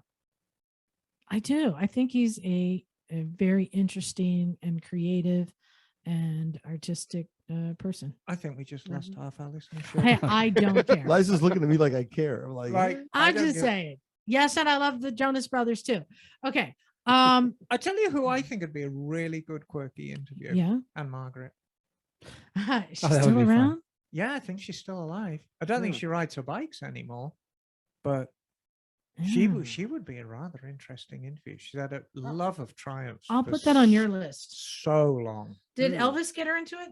No, she was into it before then. Hmm, Interesting. nice. So I've got a couple more. Charlie okay. Borman would be great. I'd love to have Yeah, Ewan yeah. too, but I think Charlie's a better, easier shot. And I would love to interview Yeah. Cameron Bobier, Oh, there you go. Moto 2, American racer up in the MotoGP world. That would be fun to have him now. And he, Okay. Well, we've got our little list. Well, And what, checking it what twice. about me too? Bagel, what about you? Yeah. Well, since you guys brought it up, I think we deserve a second shot. I think we should interview Keanu Reeves, and I would be willing to do it.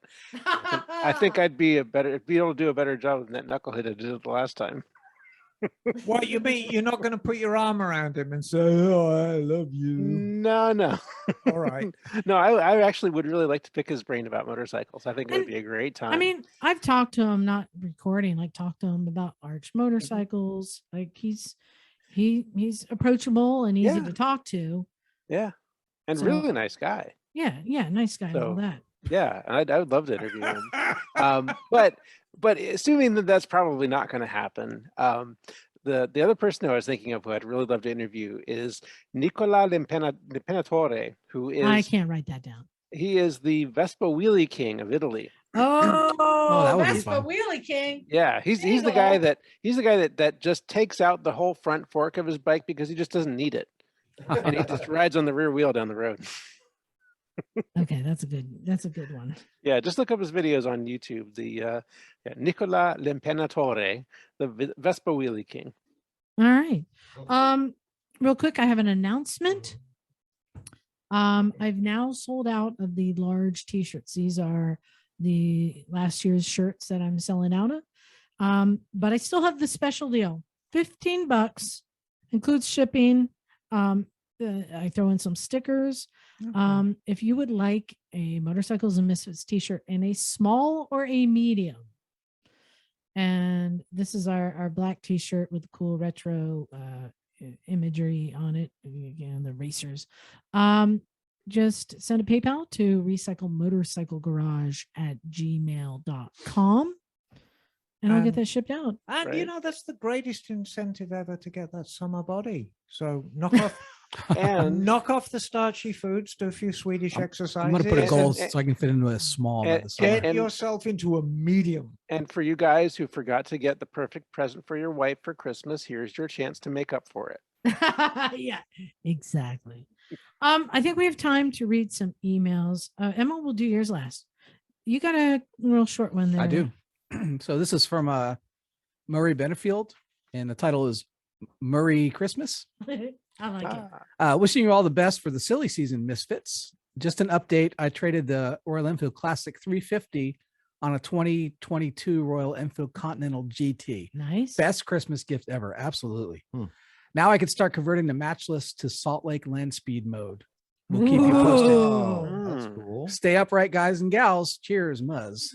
Hey. I wonder what land speed record, which category. Well, remember, They got all sorts Emma, of remember them. when we interviewed Stacy? She Yes. was riding, was it a matchless? Yes.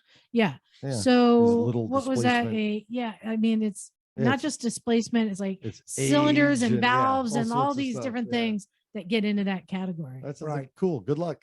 Yeah. Great. I have a quick one here, and this is from Jordan. Hey, Jordan. Says, hey everyone, Merry Christmas. This is Jordan from Buffalo. I'm 24 years old. Jordan. And A cold. yeah, Cool, welder, fabricator, machinist as a career, and going Ooh. to school for mechanical engineering. Nice. nice. This guy can build anything. I know. We need one of them around Yeah, we here. do. I would love some input about my old 1977 KZ650. Has a bad starter clutch problems and parts for everything. We would need to make this thing right. Are hard to find. Are there any websites for parts and advice about rebuilding this old bitch? Oh yeah. That's the first question. You want to answer that? Yeah. And yeah, we'll go to the second question. Oh, Old Bike Barn, and I used to get Kawasaki parts from. Was it the Old Cowman? Do you ever used him?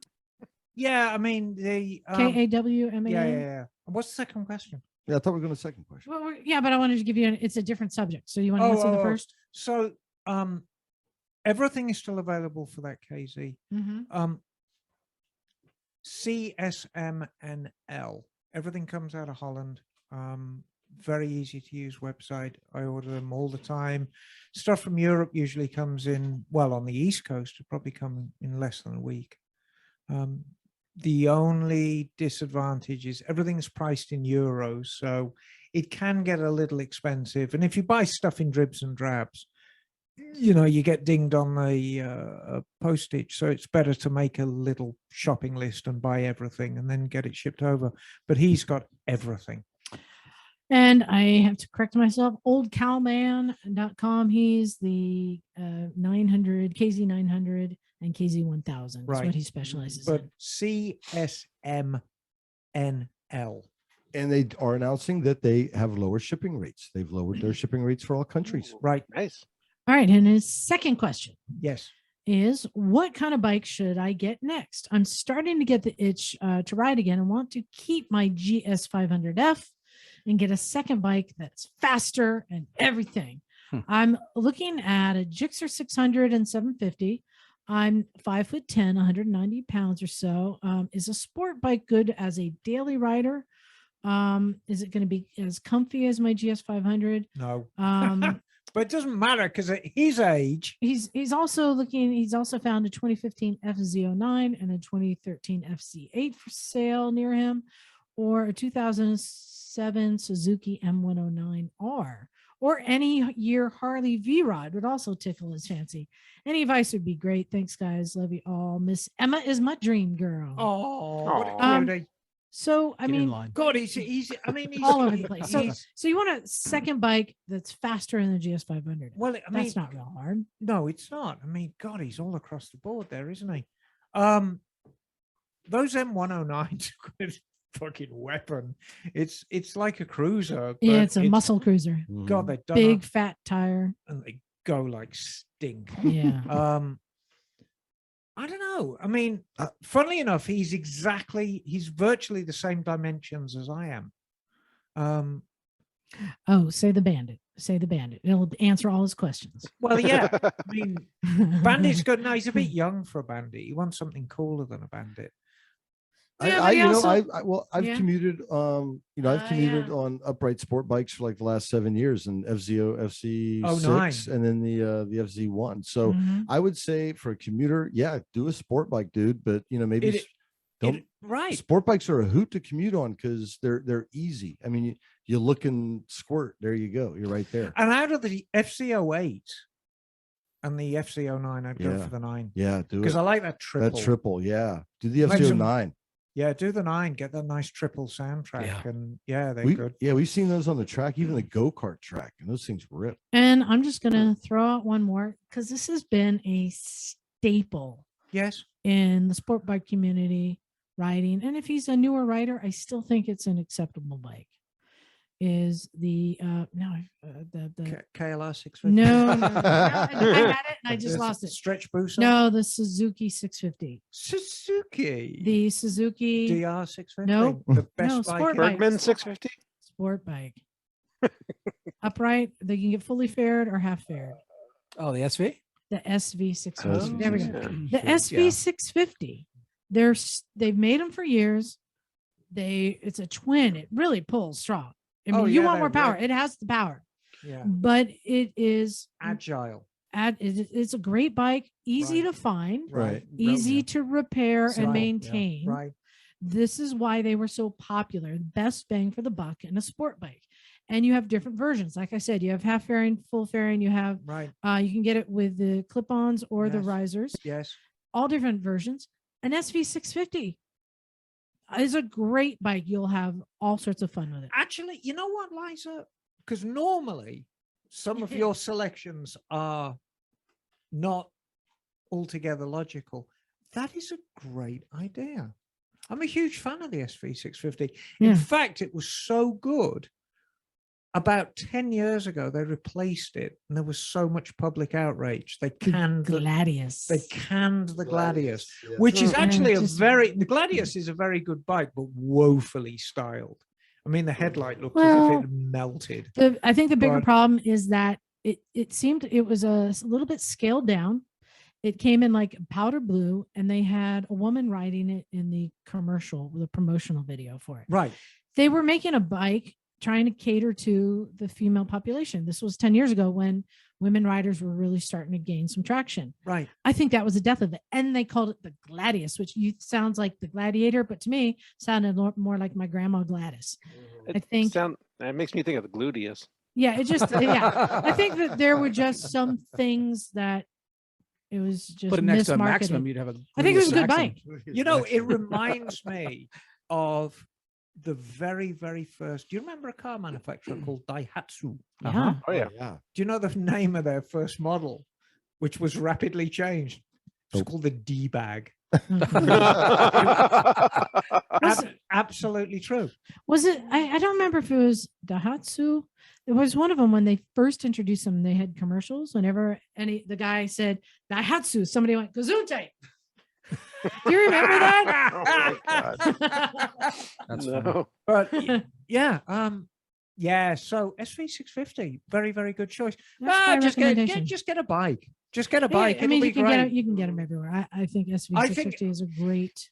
I think he should get an M109 and just scare the living Ah. shit out of himself.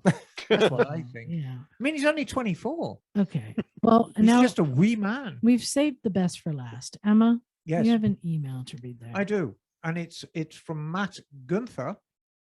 Dear Miss Emma, to me, Yes. Ah. happy holidays. My name is Matt.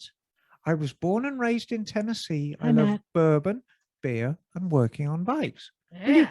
Will you marry me, Matt? Bourbon, s- beer, and bikes. I'm surprised it's taken me so long to write the Misfits a letter. I found your podcast early last year and must have listened to almost 200 episodes to this point. Ooh. Thank Wow. you all for your contribution. What'd you go to jail for? Don't be mean, Jim. I was teasing. Everybody knows that going to jail is compulsory in Tennessee. Thank you all for your contribution to our two-wheeled religion. I have to say that after much soul searching, I am pretty sure that Naked Jim Oh, geez. is my spirit animal. Oh my. Wow. He is in jail. I'm absolutely sure that Emma is the greatest moto genius alive right now. However, he's saying, I'm unsure how much gin you need to drink in order to hit your level of enlightenment, but I'm up for the challenge. Good man. You should drink a lot of gin. It's wonderful. Let me tell you about the luck I've had recently. I love old bikes. My wife tolerates this love.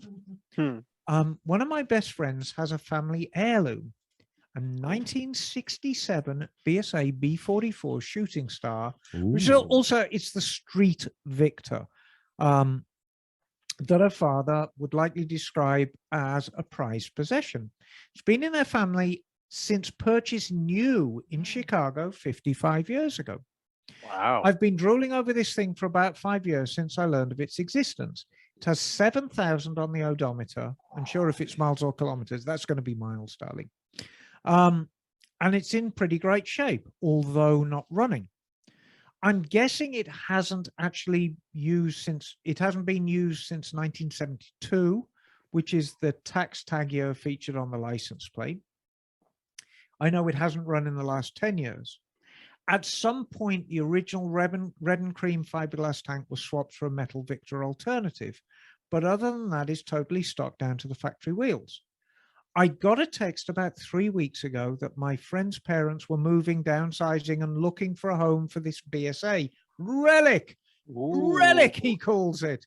None of the family children wanted it. Well, that's because they're crazy, and I agree there.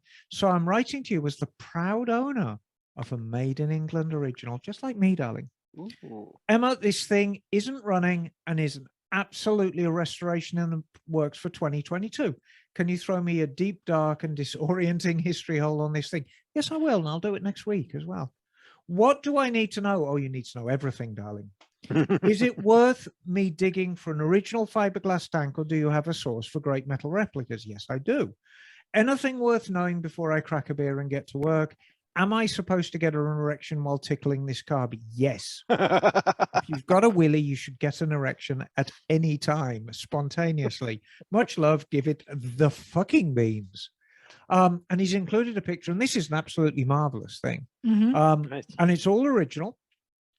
The tank isn't, and I'm going to tell him how to get a hold of a tank. It's a beautiful bike. So no, these BSA 441s, they're quite lively, actually. I mean, it's basically the size of a 250. There's something after the picture you didn't read. Oh, I'm going to. We're Okay. going to come to that. Great. So I'll do a bit of a history hole on it. We need to reunite this with an original style tank because it's everything. I mean, the tank was super stylized on these bikes, and they're available in a metal replica, but you have to kind of look elsewhere. Was it yellow and red? Was it? No, that's the Victor. Okay. You have to look at the 441 Shooting Star. So the Victor is the off-road model. If you look at the 441 Shooting Star, you'll see his bike. So what he's done, and this is a PS after the picture, and I'm not going to read all these because some of them are terribly rude. Did you find a picture No, of I it, think Jim? Like a nice cherry red almost. Yeah, it's a good-looking bike, isn't Very, it? very cool. Yeah, It's a BSA. Yes, it is. so. Jim, you're gonna like this. He sent us a little. So, P.S. Oh. I'm Yeah. attaching a link that shows a lot of British slang in hopes to better able the other Santa Cruz Misfits to communicate with Emma in her native tongue. I recommend you all start a page.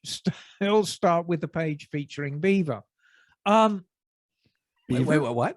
So Beaver? yes. So apparently this is it.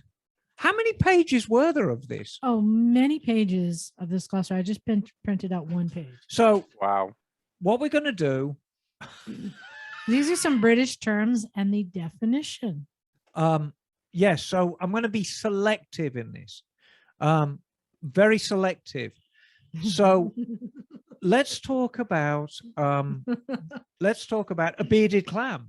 Would you like to know what a bearded clam is? I think I have an idea. That's Is it a restaurant? It's a noun. It's female genitals, inclusive of pubic hair.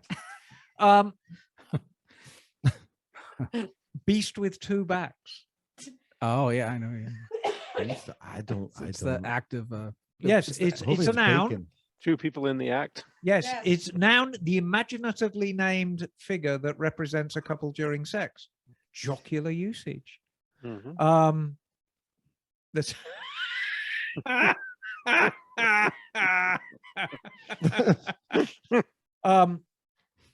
beaver lever. Oh, the old beaver lever. Wait, spell lever. Lever. Lever. Lever. Beaver lever. Mhm. There's something you lever a beaver with. Yes, it's a noun, and it's your willy. And I use this one daily. Bedfordshire. Bedfordshire. Bedfordshire. Bedfordshire. I had no idea on that. Some, A nice little town in England. It's actually a noun, and it means I'm going to bed. Oh. So I will be sitting watching TV, and I'll be like, I'm heading to Bedfordshire.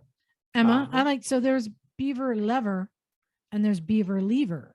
Leaver. Yes, and a beaver lever. Do you have any guess, John? Yes. No idea.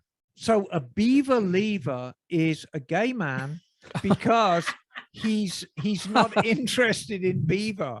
I thought that was the one driving the U-Haul truck. Yes. Oh God, no. Some of these. What was the just- one after that? Let's have a look. Bedfordshire. Bedsit. A bedsit. Do you know what a bedsit is? Mm-mm.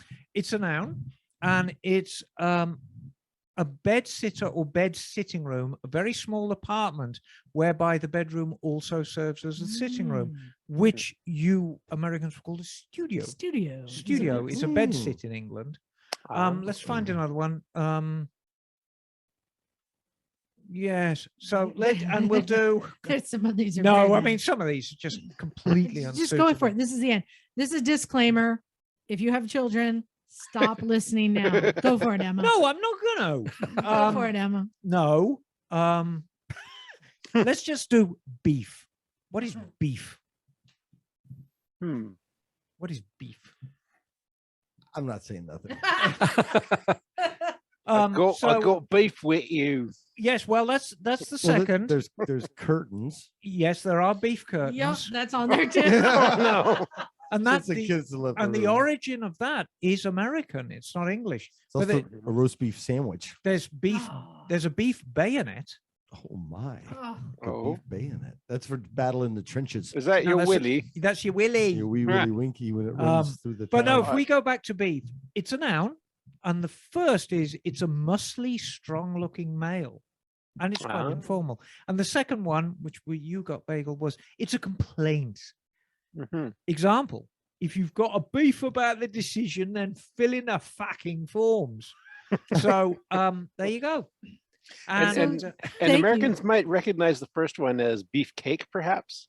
yes, perhaps. mhm, You know, mhm. and there's lots of I like the one beddable. Mm. Edibles. Those are snacks you can eat in Oh, bed. behave. Yes, beddable is sexually desirable, which means it's being good enough to take to bed. So I would say, poor, that Jimmy's very beddable, isn't he? Eh?" I got a nice bed of straw for us. So there you go. Wood chips. Some There rude, you go. some not so rude. There you Mhm. go. So thank you. Totally good. But I like the um, believer. The beaver, yeah. so just briefly, because he can start his search now. So Matt, there are two sources to get a steel version of the tank that's on your bike. The tank that's on it's wrong and it doesn't look right on the bike because he's got a Victor tank on it. And if you look at the picture, you can see it's a glorious shooting star Oh, beautiful. with a little aluminium I see what you're about the tank though. Victor tank on it. And it needs the stylish one.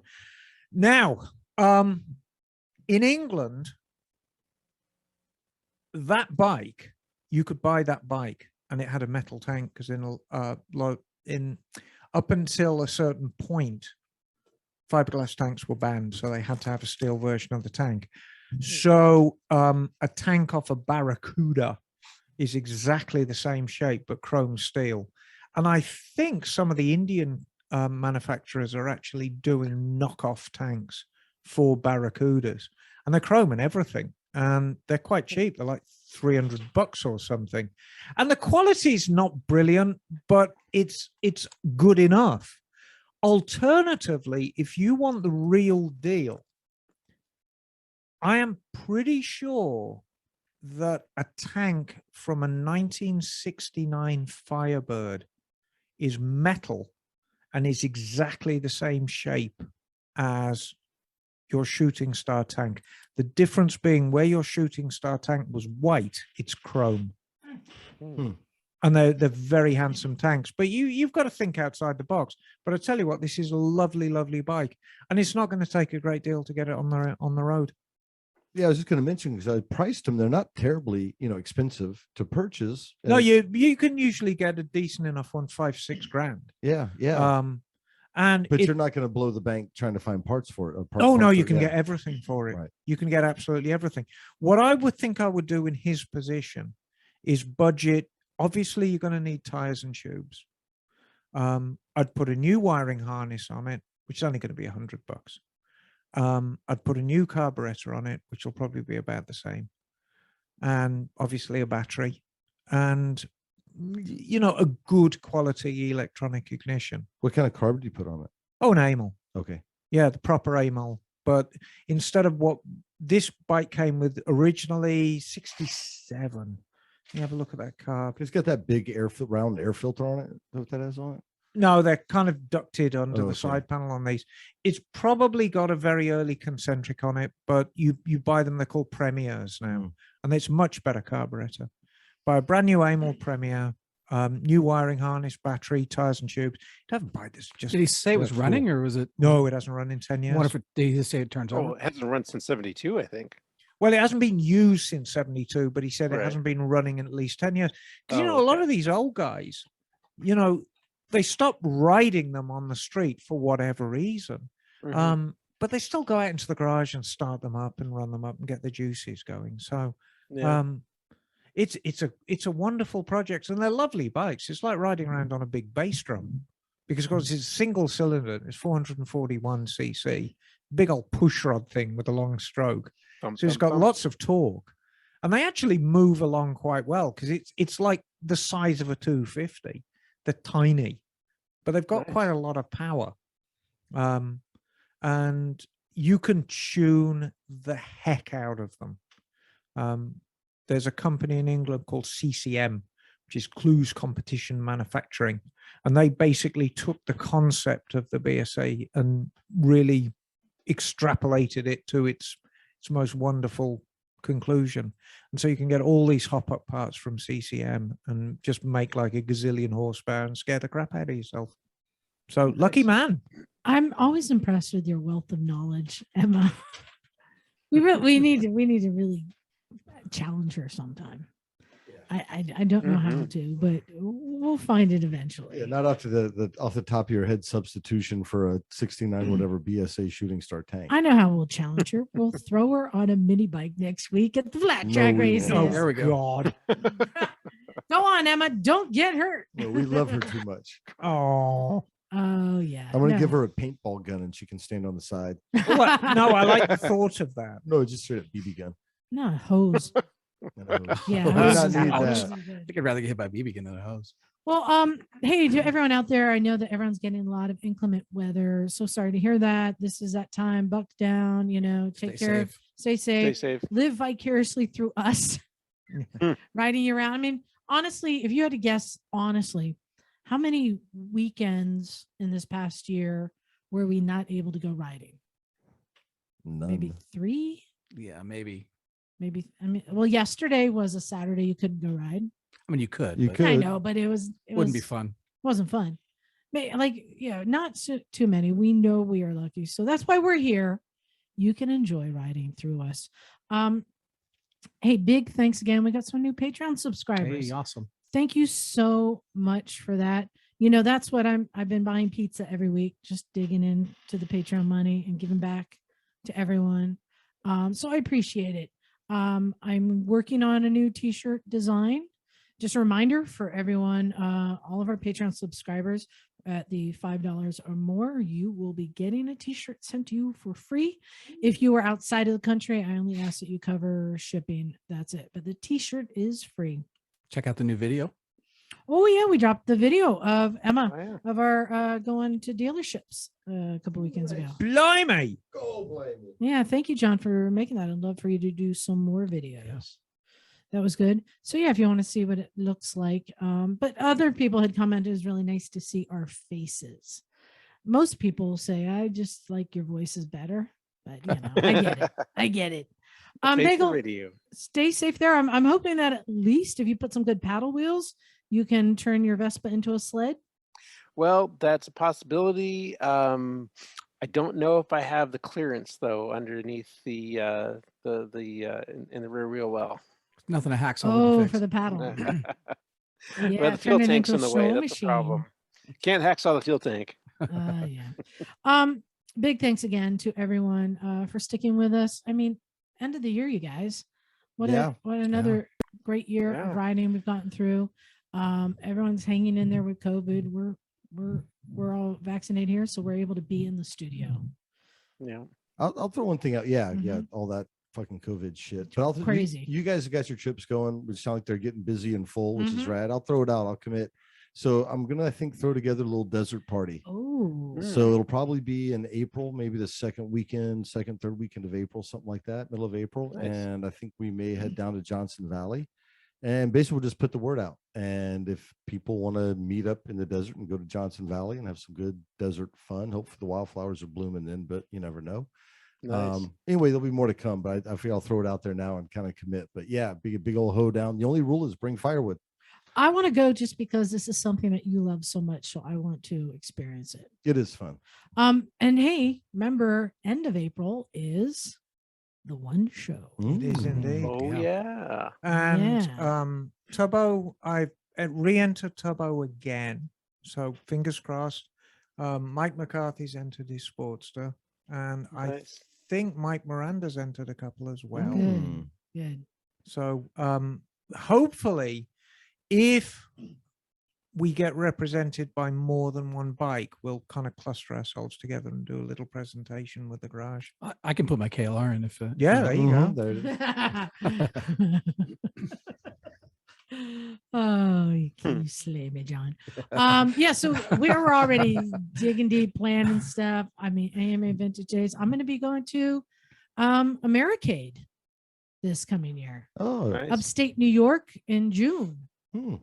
Yeah, That's going to be nice and warm. not sure exactly what capacity, but I've offered my services and I've been talking to him about that. That's really cool. I didn't know Americade is kind of like Sturgis in that it's not in one location, it's the whole town and it's spread out throughout the whole town. Yeah. But fortunate for me, one of my Chickastanners, Lily, lives in that town. So Oh, she has sweet. offered a place to stay and a bike to ride. Will it be a Excellent. Harley Davidson? It will not.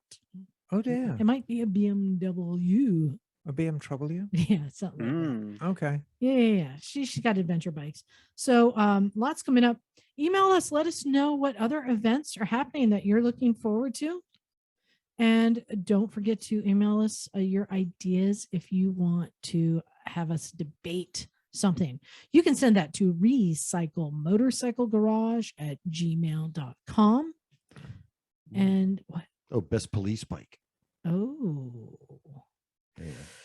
Suzuki Mm. GT750P. Is that from Japanese home market only. Oh wow. Mm. It's the coolest. Actually- I was It's the thinking coolest I was bike thinking in the Road world. Warrior. Oh, Can you which get one- those as exports? GT750. Huh, interesting. Which one is the Harley? Is it FLHTI? Am I making up Something, letters? yeah. I mean, it's the one with the Eric Buell frame. What was the Road Warrior? I'm not going with Road that. Warrior. Oh, was a they were all KZ, wasn't it? Yeah. KC1000s. Yeah, with the backs cut off. So much. All right. I think it's ready to get out of here. Recyclemotorcyclegarage@gmail.com. Thank you, everyone. You can check our links if you want to know our Patreon or our YouTube. It's all in the links. That's it. Thanks, everyone. This is Liza. Stumpy John. Emma, darling. Naked Jim. Bagel. And we are out of here. Cool. Awesome first sock.